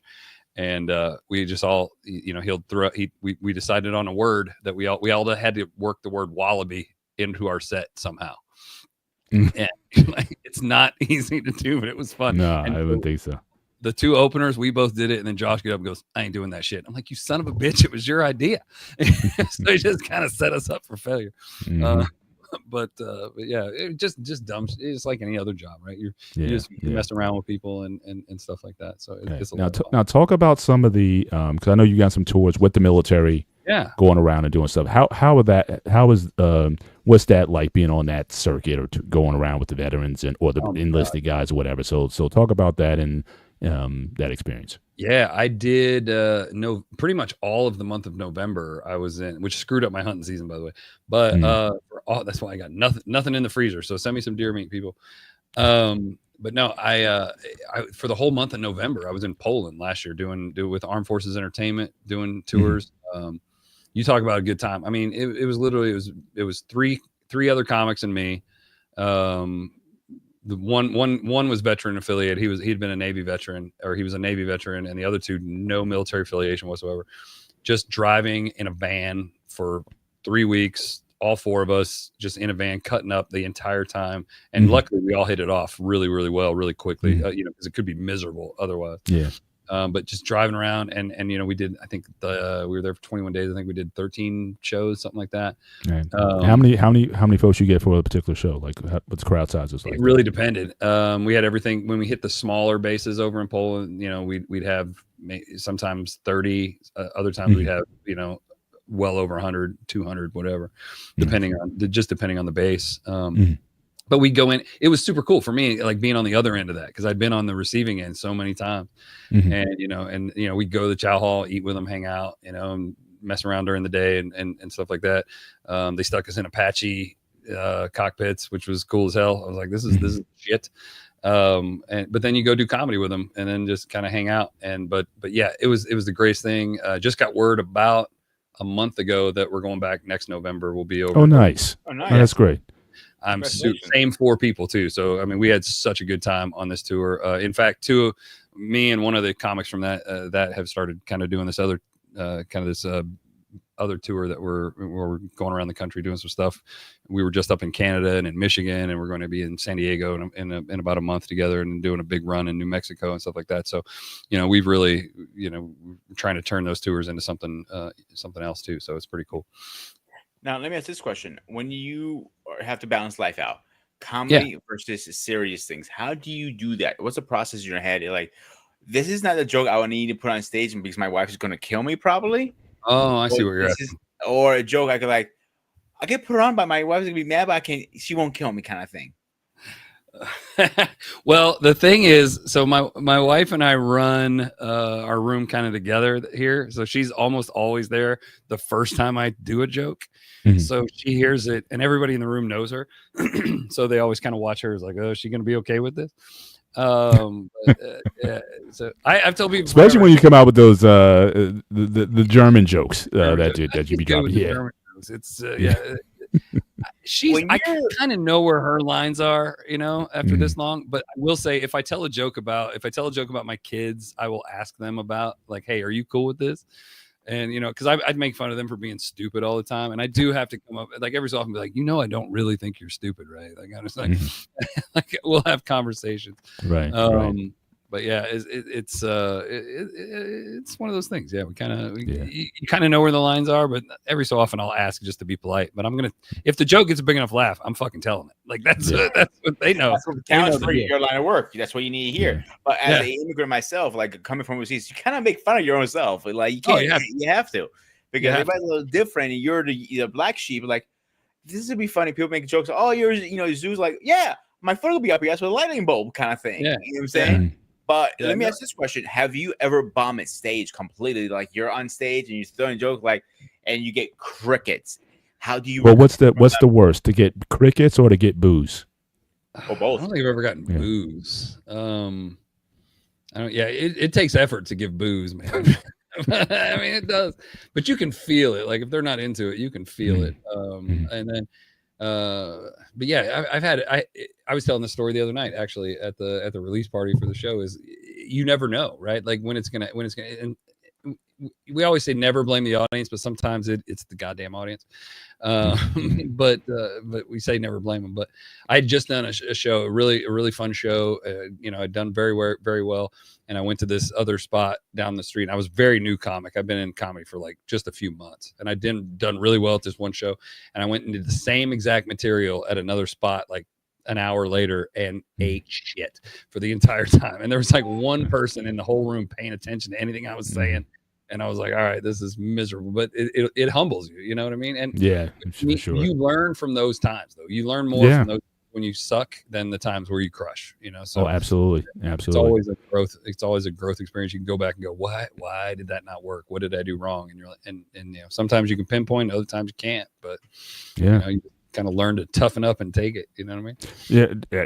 Again, life principle. I tell my kids all the time. It's like you can't be afraid to fail. And we try to give them an environment where failure is not a negative. Like I never worry about your report cards or anything. Your grades. My thing is like, what kind of effort did you put in? And if you fail, let's just kind of get it back on. What's that? Where were you when I was growing up? I needed you. I know, right? It's something I was learning along the way. I was very results oriented and stuff like that with my kids. I grew up around a lot of people who were kind of like A-type anal, kind of like, you got to get A's all the time. Oh, you got a 90. That's unacceptable. I remember in high school, there was this girl who was sitting next to me, bawling. I was like, what's wrong? I got a 91. It's like, and I'm like, this is trigonometry. And I'm struggling. I'm getting 65s and 70s in trigonometry. She got 91. It's like, if I go home, my parents are going to be. So that kind of, it kind of stayed with me on that. It's okay. It's all right. Yeah. So absolutely. Yeah, I was looking back, I wish I'd have known the things I know now when I was raising my kids when they were younger. I teach a leadership class on the side up here too, and one of the things we talk about is that growth mindset and stuff like that a lot. I wish to God I'd have known some of those things when my kids were littler, where I would have been like praising effort versus praising result. Absolutely. So go ahead, B. So I was gonna ask, do you have a favorite joke you like performing? And if you can go back and talk to your little self, that's like, this is your advice I give yourself when you become a comedian. Don't do the same mistakes I did as an old man. If you go, Dr. Brown. Let's go back to 1991 or whenever you became a comedian, and you talk to yourself. Those are two questions before I give it over to Paul. Yeah, I think if I could tell my young self something, what I would say, I would have found a way to do comedy when I was younger. I would have found a way to get into it. Although, also looking back though, I didn't have the experience to draw on, right? But I was told I couldn't go to an open mic when I was 17, when I was still living at home and stuff like that because I was too young. But now I've seen there's ways to get in and do that stuff, and so because I've had kids that are 17 come through my place, right. and try stuff. And I would have told myself, find a way to do it, find a way to get it. But at the same time, I think I'm a better comic because I started later because I got a lot more stuff to draw on. I mean, what am I going to draw on at 17? What am I going to tell people about, how hard it is that I'm too poor to get a car? Like, what's it going to be? My job at Kroger, it's so stressful, right? It's so hard to sack these groceries every day. That's right. But yeah, I think that as far as the favorite joke, man, it really depends. Like right now I'm telling a joke that I recently written about how it's kind of political, but it's fun. It's just fun for me because I talk about how they're dividing us and it's the politicians are dividing us and it's bullshit because I don't have to like all the things on one side and all the things on the other. That's right. Exactly. Yeah. So I this is dark, but because I say I can be pro-abortion and pro-gun, because either way kids are getting killed, and that's what both parties want. And so it's fun. Sometimes it really hits well. Other times it does not. But it's kind of a fun joke for me right now because people get pissed at first. They're like, wait, okay. And that's my favorite thing in the world is when people laugh and then question if they should laugh or not is the greatest thing on the planet because the laughter kicked in and was involuntary. And so that's right now it's my favorite joke. Hopefully, but it may be pertinent for the times because again, we're in this space, which I guess will kind of lead me. Pete, did you have another one before I move on? Let me see. So when it comes down to actually writing the material, I know this is the hard part is like, what is going too far and was not going too like, okay, this is not enough. Oh, I thought there was no such thing as too far with a comedian, but that's what I've heard. And we have actually my boss, asking you, do you do bad dad jokes? I hate dad jokes more than anything on the planet. I hate puns and dad jokes more than anything there is. I hate them. So it's funny because everybody in the comedy community here knows I hate them. And they'll try to do puns and dad jokes around me just to piss me off. It's become a thing. But no, so what's too far? I don't know, man. I'm kind of the opinion nothing's off limits. is if you write a good enough joke. You know what I mean? It's the idea that I think you should be able to talk about everything, because humor can bring us together. It can let us talk about stuff that maybe we shouldn't talk about, or we can't talk about in regular terms, especially now because everybody's so at each other's throats. Indeed. I agree 100% too. What's that? I agree 100%. Before I give over to Paul, I got one last one for now. Is groupies. Have you ever had a stalker or groupie? Like, Paul has a groupie. I should have warned you ahead of time. I should have warned you, Dwayne. And he didn't send me his questions ahead of time either. So it was like, I'm gonna screen that one. We're gonna see how the conversation goes. We might twist things around a little bit. But no, I'm not allowed to have groupies. I just, I think it'd be cool to have some groupies. They just have to stay at a my man. I don't know. But did you ever have a stalker? Like, you're saying like, why are you at every show of mine kind of thing? No. I mean, there's locals that I know that come to different shows. But yeah, I mean, not too bad. That's the beauty of touring is they see you for a night and you disappear and you leave their town. Online stalking is kind of, but I honestly, I haven't had that too much either. I've had a couple. No, you're a big online guy. You like social media into that, or you kind of part of the game. You know what I mean? Yeah. Unfortunately, I try to post something every day. So follow me, White Dewayne Comedy on Instagram. That's the key. It means a lot to comics if you follow them. By the way, for everybody that's out there, it means a ton because bookers look at that when they're booking us for shows. They go, "Hey, how many followers does this person have?" It's one of the first things they do when they pull up your stuff. So follow. But the yeah, I mean, I haven't really had too many. There's some folks that. I think like anything, they want to just talk to you and stuff like that, and tell you their experiences and things like that. So it's you get some of that, but yeah, I haven't had anything really bad. I have some female comics; those are the ones that get the bad DMs. they get the worst. Unfortunately, and then God bless all those for putting up with all that bullshit that comes. But yeah, I mean, you get some hate comments here and there. But it is what it is. Part of the game. Gotcha. Yeah, it's part of the deal. A friend of mine told me when I first started social media, a friend of mine's like, "Don't read the comments." And then one day I read the fucking comments, and it was not okay. Yeah. It was bad. YouTube's the worst. If you're on YouTube leaving comments, like, don't. It's you guys are the worst on YouTube, man. Holy shit. Yeah. One quick question on the chat is asking, are you on X, aka Twitter? I deleted Twitter in December of last year, I think, because I was never on it. I never did anything on it anyway. Right. There wasn't like a big political statement. It was just I didn't do it. I didn't enjoy it. So it was pretty easy for me to leave. It's just there's so many platforms. It's like you got to almost focus on one. And so I decided to kind of focus on Instagram and like TikToks and stuff like that. That's kind of where it's at for comics right now, anyway. All right. Yeah. Paul, I'll give it to you for now, and I have one more question after you go. Okay, all right. So I got kind of three, kind of as we wrap up the show. Right, and again, thank you for everybody for being with us tonight. Again, make sure as you enter or leave, make sure you hit the like button both here on the Black Man Unfiltered Network as well as the Sparta HQ Network as well. We really appreciate you guys being out. And again, make sure you follow Dewayne White at White Dewayne Comedy on Instagram. And again, and check out the show. Again, a boy named Shannon is again streaming right now. It's on Amazon Prime Video, so definitely make sure you follow them. Three quick things here. Talking about family. Yes. One, I mean, it's got to be sort of a problem for you. I mean, your wife seems like your wife is very supportive of what you're doing, your kids and whatnot. Talk about that family support that allows you to go out there and do the things that you do. This key to succeeding at comedy is to not care about your family. That is the number one. Wow. I tell every comic I can. No, I'm kidding. It's funny. Every person in the house, every single person that lives in his house or has lived in this house at one point said, all you care about is comedy at one point. And so the first couple years, I mean, there was a little bit of butting heads, because at first they think it's a hobby, right? So but then when they realize like, oh no, this is what dad or my wife said, hey, this is what he wants to do as a career full time. Once that switch flipped, it was totally different. But at first it was just like, oh my gosh, he's got another hobby. He's out now. He's out. Before I was only out on the late at night and in the morning hunting and stuff.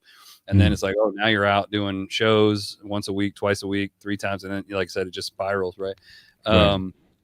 but yeah, I mean, but the family sport is huge. I mean, I've been super lucky. My wife is super helpful.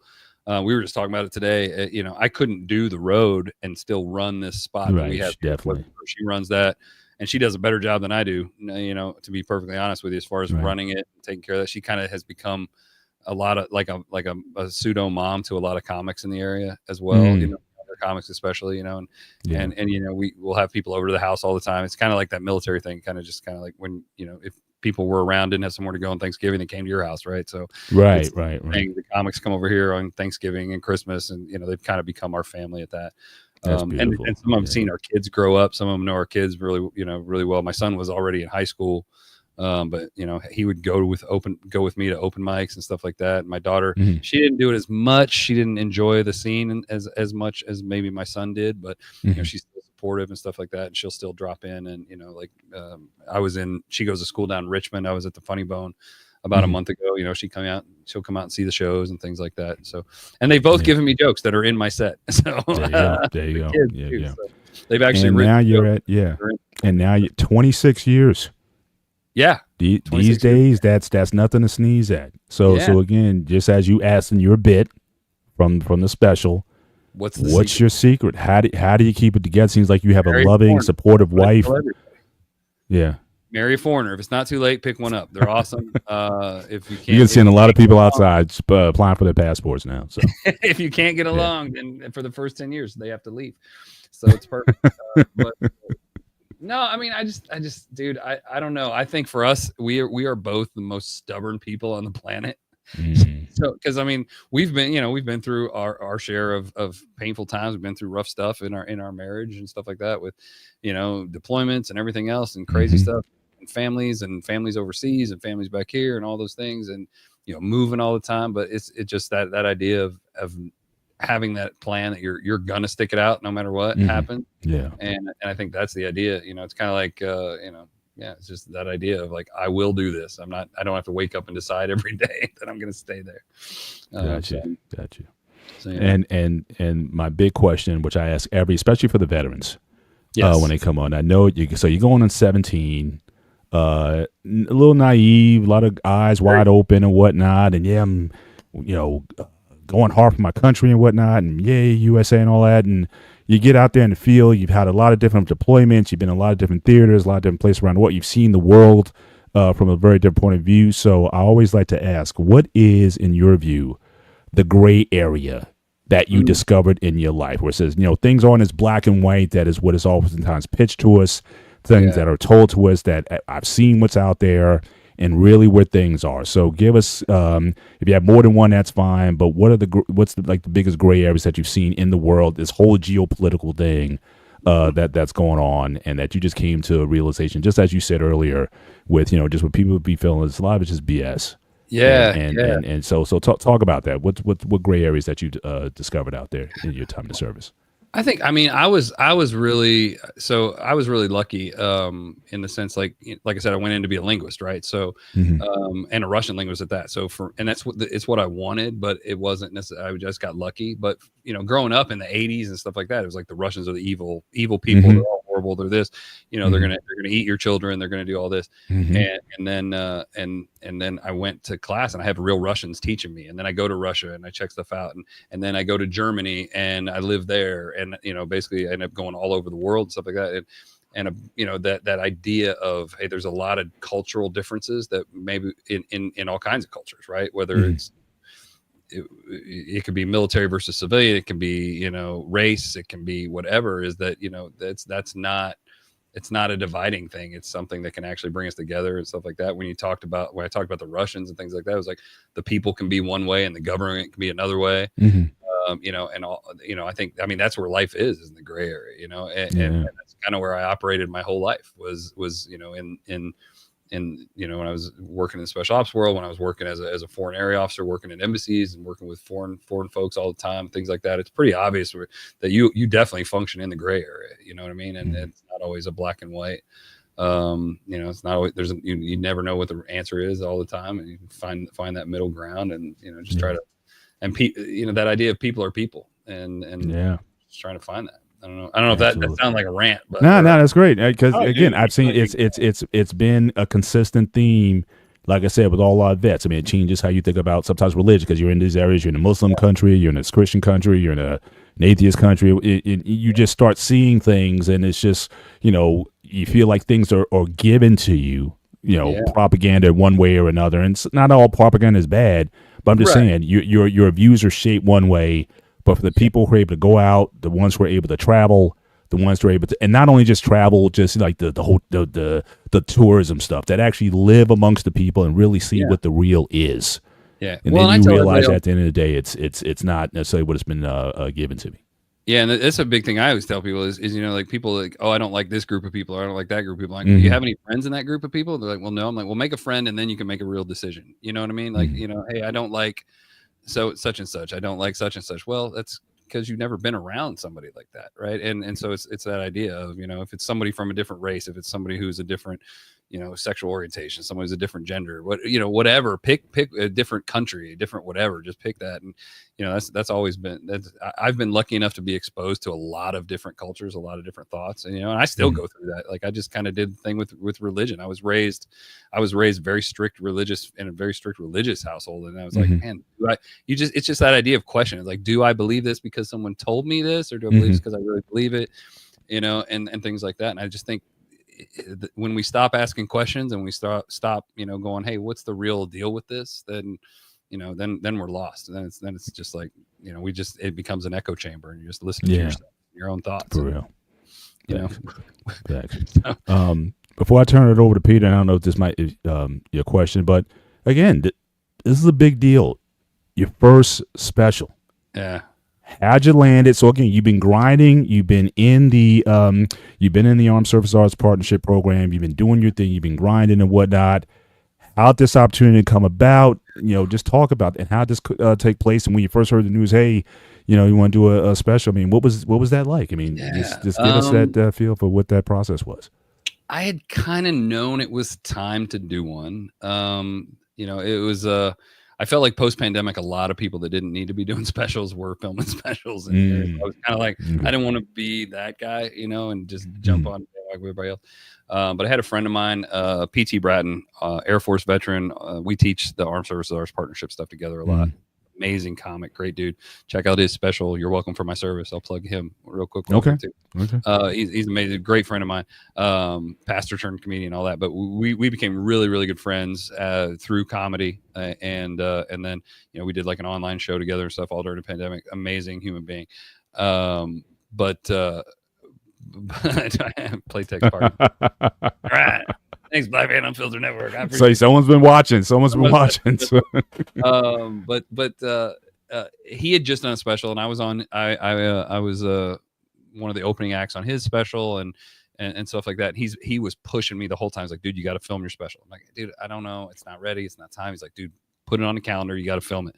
And I just happened to have a headlining weekend at this little club where I filmed it, called the Church of Satire out in And I was like, you know what? Let me talk to the guys out there. And I said, hey, what do you guys think of me filming there that weekend? They loved it. They're like, yeah, absolutely. We'll bring, it'll bring people out. And then I bump into this guy who just started comedy, came through my room, and we were talking, a Marine Corps veteran. And I go, and we were talking, I was like, yeah, I'm doing a special, but I don't know who's going to film it yet. I'm still working the details out. And he's like, I run a production company, right? I'm like, are you serious? It's just like, things start lining up, and then next thing you know, it's we're doing this. And Abe Musavi, also shout out to him. He's the one that directed it and filmed it and everything. And we just, and next thing you know, just kind of fell into the lap. And then as we're getting ready to film it, started talking to Comedy Dynamics, which is the distributor that ended up picking it up and distributed it. They're the ones that got it on Apple TV and Amazon Prime and Spotify and all that. They picked it up. It's like, hey, we'll work with you and do this. So it was just kind of amazing how things just started kind of dropping into place, because it just felt like it was the right thing to do. And I'm super excited about it. I'm super proud of the product we came up with, and just hope it takes off and goes somewhere. If nothing else, I can say I filmed a comedy special. There you go. I'm happy. Great job. Pete, I'll turn it back over to you as we start to. So I always ask everybody about this question. Okay. You're military, and I know you had some funny jokes back then during the service. What is the funniest story you can tell us that happened to you during your 23 years of service? God, you can be unfiltered as much as you want to, by the way. The story that oh my God, they're so, oh Jesus. I got you good, didn't I? Yeah, dude. I wish you would have handed me that question in advance. That would have been good. I warned you. Some of them were there, some of them not. Yeah. No, that's a good one. I mean, God, there's so many. There's so much hilarious shit. So here's what I will say is so if you've seen the special, I talk about sex toys a lot. Yeah. In the special, it's a weird thing. I'm obsessed. I think sex toys are the funniest fucking thing on the planet. Because we're the only creatures that invent ways to come. But it is crazy. But that joke came out of, I was in a riff mic talking about some stuff, and one of the things that happened when we were first in Iraq, I learned the night before we left Iraq. I was just sitting around, we were bullshitting with the guys, and I learned that the platoon had been sharing a pocket pussy. Ooh. Sharing. I'd like to remind the viewers, we did not have running water at the time. So yeah, I found out that, and so later I was doing this riff. I was talking about that's what started the joke where I talk about the womanizer in my special, and that because that just took me down a rabbit trail of, it's not fair. You guys get good sex toys, we got this. My guys had to share this thing, yada yada yada yada yada. And that's what led to that joke coming out, was my platoon told me that happened. And I was like, guys, what are you doing? This is so bad. You all need penicillin right now. Everyone, no one touch my stuff from now on. I usually have a comeback for everything. I don't have a comeback. You don't have a comeback for that. I'm gonna let that go. I reacted. I was sitting there and I just looked over at my platoon sergeant. I was like, did we just hear what I think we heard? He's like, yep. I'm like, oh my God. And I've heard some crazy story from all my guests. Yeah. But you're probably the top get joke stories up there. Like you have the crown. I need to get your trophy now. I really need to buy your trophy of the year. I've never, man. I do not have any Playtex Party Poppers left over. Wow. If you don't know what that is, you need to go watch the special. Watch the special. Yes, it's all in there. That's what I mean. It's all in there. A boy named Shannon. But yeah, I got a little special package when I was 13. My next question is, how do you know his joke is ready for the stage? It's getting laughs. That's all that matters, man. If it's getting consistent laughs. I mean, and that's maybe it's the opposite of that. It's you don't know until you take it to the stage. That's the thing with this art. Like, you got to take it up there, and if people react, then it's good. If people react, and we always record stuff so we can go back and listen and go, okay, did I get a laugh here? Did I not get a laugh here? And if it gets a laugh, then it's like, okay, it's worth continuing to play with. If it's just crickets, then it's like, okay, maybe it's not ready yet. Maybe I put it over here in a notebook somewhere, and in 10 years from now, I'll find it and go, oh shit, that was funny. But yeah, I don't know if, now what I will say is when it's ready to retire, I don't know if we ever, I don't know. One of the things I always say is we never know when a joke is never actually done. You know what I mean? Mm-hmm. Even jokes that are on the special, that I've kept in my set have morphed into something else. You know what I mean? So they never. Do you think social media has done a lot to kind of limit the lifespan of a joke? I'm thinking like in the 70s, you talk about Richard Pryor and those guys. There was no social media. You could take that same bit and run it all over the country, and nobody would have a clue what it is. Now, social media, everybody knows your stuff, the next day or something like that. So has that made it harder for a joke to have shelf life when there's so many outlets? I kind of come down on both sides of that, because sometimes people will say, I'll pull all the old stuff out because I don't, I've been to this room in the last year or something like that, and I don't want to do stuff they've heard. But then people will pull you aside after the show and go, oh, why didn't you do this joke? And you're like, damn, okay. And so I've seen both sides of that, where it's like people go, oh man, it was all the stuff I've heard before. But that it's kind of the idea, like they want some of the hits at least, you know what I mean? Yeah. So I think if you do that's why I try to like kind of mix it up and do like do a split, because there's people that have never heard of me. That's most of the time. I mean, I'm pretty safe. I can do, I'm not Seinfeld or anybody, so I can get away with it. There's going to be a lot of new people regardless of where I'm at a show I'm doing. But yeah, I think I don't know if it's helped or hurt us. The social media thing, I think it's helped that we can get our stuff out there and be seen by people. But it's also, it's also hurt in the sense like, we feel like we got to feed the algorithm and feed the beast a lot of times. We're constantly doing socials and it's not really who most of us are. It's not really our forte. Some people do great at it. Some people love it. Some of us do it because we have to. And that's kind of where I am. Now, does your style of comedy, does it evolve and change over the years? I think so. Yeah. I mean, I think everybody's does. When you first start, we don't sort of. I think it does evolve. I use PT as an example. We do this a lot when we teach. Is when he started, he's a very nice guy, very super nice guy. But he wanted to be angry, and his voice was very angry. And he realized it didn't work for him. So, we talk about finding your voice, and it takes a long time, and luckily as an older, starting older in life, I kind of knew who I was a little bit more than maybe say like a 19 or 20-year-old kid would know. So it's harder. It's harder for them to find their voice maybe, or it takes a little bit more time because they're trying to figure out who they are as a person too. But it definitely evolves. Like I was a little nicer and a little more fun. I was going to be clean and shit like that.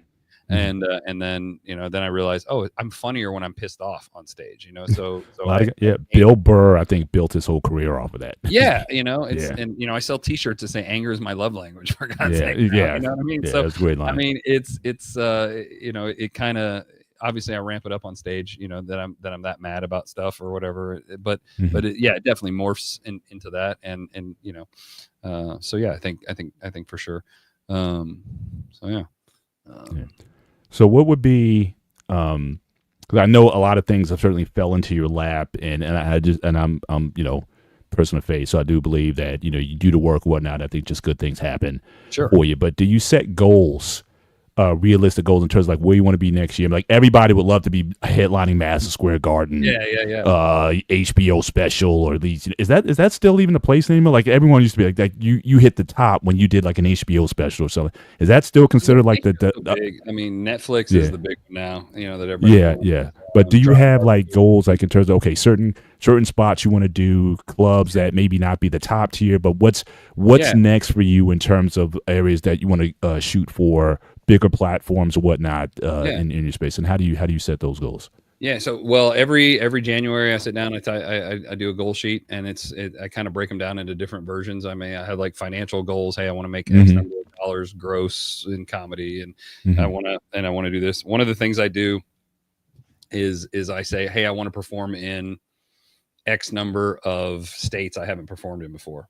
And the only reason I do that is because then when something comes along and they go, hey, we got this gig in South Dakota, you're probably going to lose money. I go, fuck it, let's go. You just want to do it. How many states have you think you've performed in? I think I'm up to 34 now that I performed in. 33 or 34, I think, something like that. Doing pretty good. I'm doing pretty well so far. But yeah, and so I definitely make those goals. I also make, I say, hey, I want to get into this club, this level of club as a feature act, as a middle act, and then I this level of club as a headliner, et cetera. So and it just helps me focus. It helps me say yes to the right things and say no to the wrong things sometimes. Now, what would be a no situation for you at this point? Because I'm sure like the beginning where you were at the beginning may not be where you are now, especially now that you got the special. So what are your things you say? No, thank you. I'll turn that one down.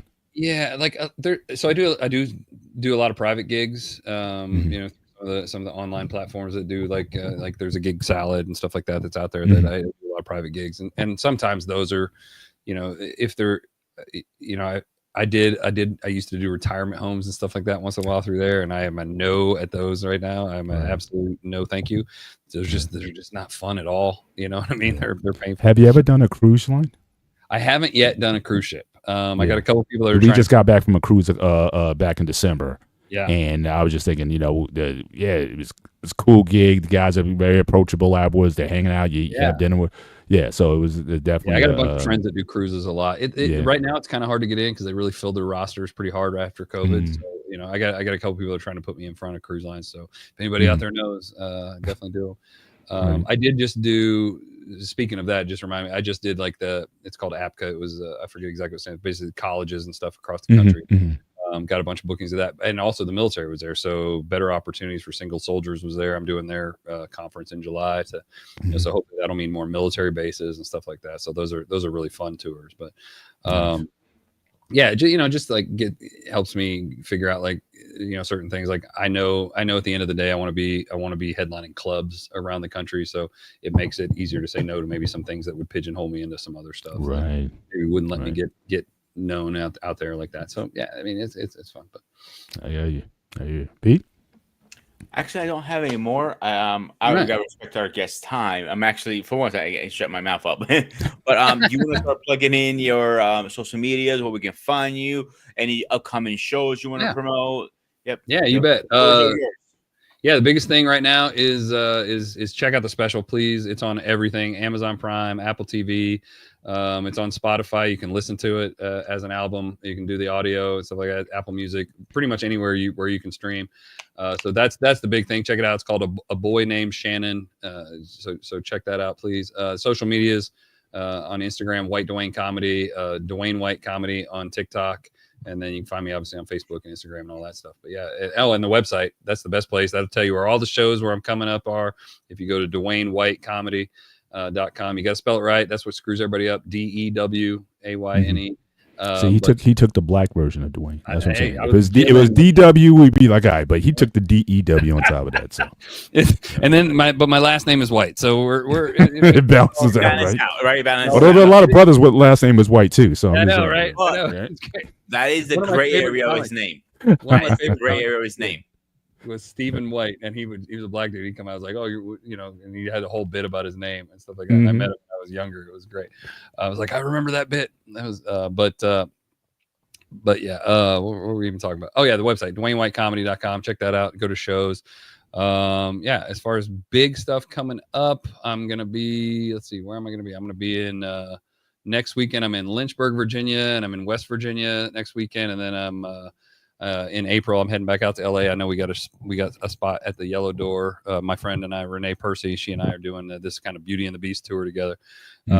And so we're doing that, and hopefully we'll add a bunch more dates while we're out in California. Out in LA. Absolutely. Well, again, I'm gonna definitely be checking you out because if you're coming to New Jersey, my wife and I would definitely going to come and see you. And BMU, he's always said, if you're in Dallas, definitely you got to hit him up and whatnot to get some guys there as well. Sure. I will definitely be back in Dallas. I got a free place to stay in Dallas, so it's easy. Absolutely. Yeah, I like on my side of the YouTube world. I have a lot of my followers are from PA. You're going to be in Hershey, PA pretty soon too. I was just in Hershey. That was where that conference was. Yeah, last weekend. Yeah, I was just in Hershey for the weekend. How was that, by the way, now in Hershey? It was good. I mean, like I said, it was a showcase for 4 colleges, so very young crowd for the most part. But it was fun. It was one of those things where I was doing clean material to kind of showcase for them to get hired to go do college stuff and tour around. So that would probably be my last question then. So again, you've done a lot of different venues. You've done with the veterans. You've done some college work. What has been typically the most challenging group to work with? You said you even did senior citizen homes at one point. Was that the worst to kind of deal with or whatever, or is there one you prefer to work over other ones? Well, I think so. I think comedy clubs are so I'll say this. I do this one tour called Bar Comedy USA, and so it's basically comedy at a lot of small towns, kind of venues in the middle of nowhere. And some of those are tough shows. They're always fun, but some of them are tough because it's people that have never been to comedy shows. A lot of times you're in their bar, you're in the place they hang out. So, they feel like it's their spot to, they want to kind of show how funny they are and stuff like that. But, so that's weird sometimes. But the cool part about that is, they kind of toughen you up, right? So they make it to where anything that happens in a comedy club is easy. After we have the kind of the joke, until you've done comedy and your voice is coming out of a speaker in a stuffed moose head or something like that. You haven't really done comedy, right? But stuff like that makes all the other stuff easy and fun, right? So it makes it to where there's really not a lot of situations you don't feel like you can handle. So those are tough sometimes. The retirement homes, things like that. The private gigs like that are kind of sometimes can be soul crushing, but sometimes they can surprise you and be amazingly fun. But it's just one of those things, and everything is a preparation for another show. That's right. That's the cool part. It's all a training ground. You know what I mean? That's right. That's right. And I hope people really taking lessons. There've been so many gems dropped in this interview. Again, just doing it, just getting out and doing things. Be ready to fail. And just use every situation you're in as an opportunity to get better, something to learn from, and just prepare for the next spot that you're in. So I think those are things that you can apply to any career, any life path, any goal that's been going on. Just one last question. You had a guy, David, in the chat asking about, where you put in a position to do improv, comedy, and like, would you ever, if SNL came out to you and be like, hey, we got a bid for you, would you? If SNL called, they don't want. I'm not the demographic for SNL right now. They're like, hey, we need a middle-aged white guy. I'm like, okay. I don't think they're calling, but I mean, I'm trying to think. I mean, have I been to do improv comedy? I mean, there's been plenty of times where I've been pulled up on stage where I didn't know I was being pulled up on stage. Mm-hmm. I won't say I like improv itself per se, because it's like this beef between improv and comedy, but I do like shows where, so like when we did this online show for a year with my buddies, and then it was all we would do a show, but then at the end of it was what we called the free for all, where we would just take questions from the audience and just riff on them and stuff like that. I do a riff mic at my place down here every couple of weeks where people just draw topics out of the hat and you just got to go. I love working that muscle where you just got to like make stuff up. And so, I guess in that sense, I love that kind of stuff. When we were up on we did that with the Josh Ballou tour. We would just take questions, and of course, we never answered a question. That was our goal, was to never actually answer the question, but just be a smart ass to everybody the whole time. And it was my favorite part of the show every time. We just had so much fun just BSing with people. It was a great time. Terrific. Well, I want to again. For myself, Peter, we just want to say thank you for making yourself available. Thank you for joining us. Thank you guys for having me today. And just as you ascend in your career, which I know that you will, remember the little guys like us. If we ever come out to you, don't forget our names. We're going to bring you back when you are playing in these bigger venues and whatnot. We would love to have you back. And but I'm just wishing you just the best of everything, success, your family. Just everything that you're doing, just keep pounding, say you're doing the right things. And I just believe when you do the right things open up for you. So just all the blessings for you, just going forward on my end. Thanks so much. I appreciate it. Thank you guys for having me on. I think, and this is me speaking on my ass like I usually do. Brace yourself. You shut up, Paul. What's coming? I don't know what's coming. This is scary. Yeah, I'm going to behave for once. Keyword, behave. I think you find yourself a new home here. You get welcome here anytime you want. And I appreciate that. Thank you so much. If you see a show, you plug in anything you want us to go with. Yeah, absolutely. I appreciate that. That means a lot. If you need us to help you out with a stream you're doing on your channel, let us know. We'll come out. Like, who want to see this short, ugly Greek guy? Come on now. Well, I appreciate it. Yeah, this is a blast. I appreciate it. Appreciate you. Well, again, thank you everyone for joining us on yet another edition of The Gray Area. And make sure as you leave, make sure you hit the like button both here on the Black Man Unfiltered platform as well as the Sparta HQ platform. Make sure you visit Dewayne White at Dewayne Comedy, at White Dewayne Comedy on Instagram. Make sure you follow him. Make sure you check out his special, A Boy Named Shannon, on all those platforms that he talked about earlier. And let's show this guy some love. Really appreciate everything he's doing. For myself, I am Mr. Bennett. He is. This is Sparta! The Ghost of Sparta, a.k.a. Peter, a.k.a. Bonantis. And he is Dewayne White. And this has been The Gray Area. Thank you for joining us, you guys. Have a great week. Take care. God bless. And we'll see you next time. Good.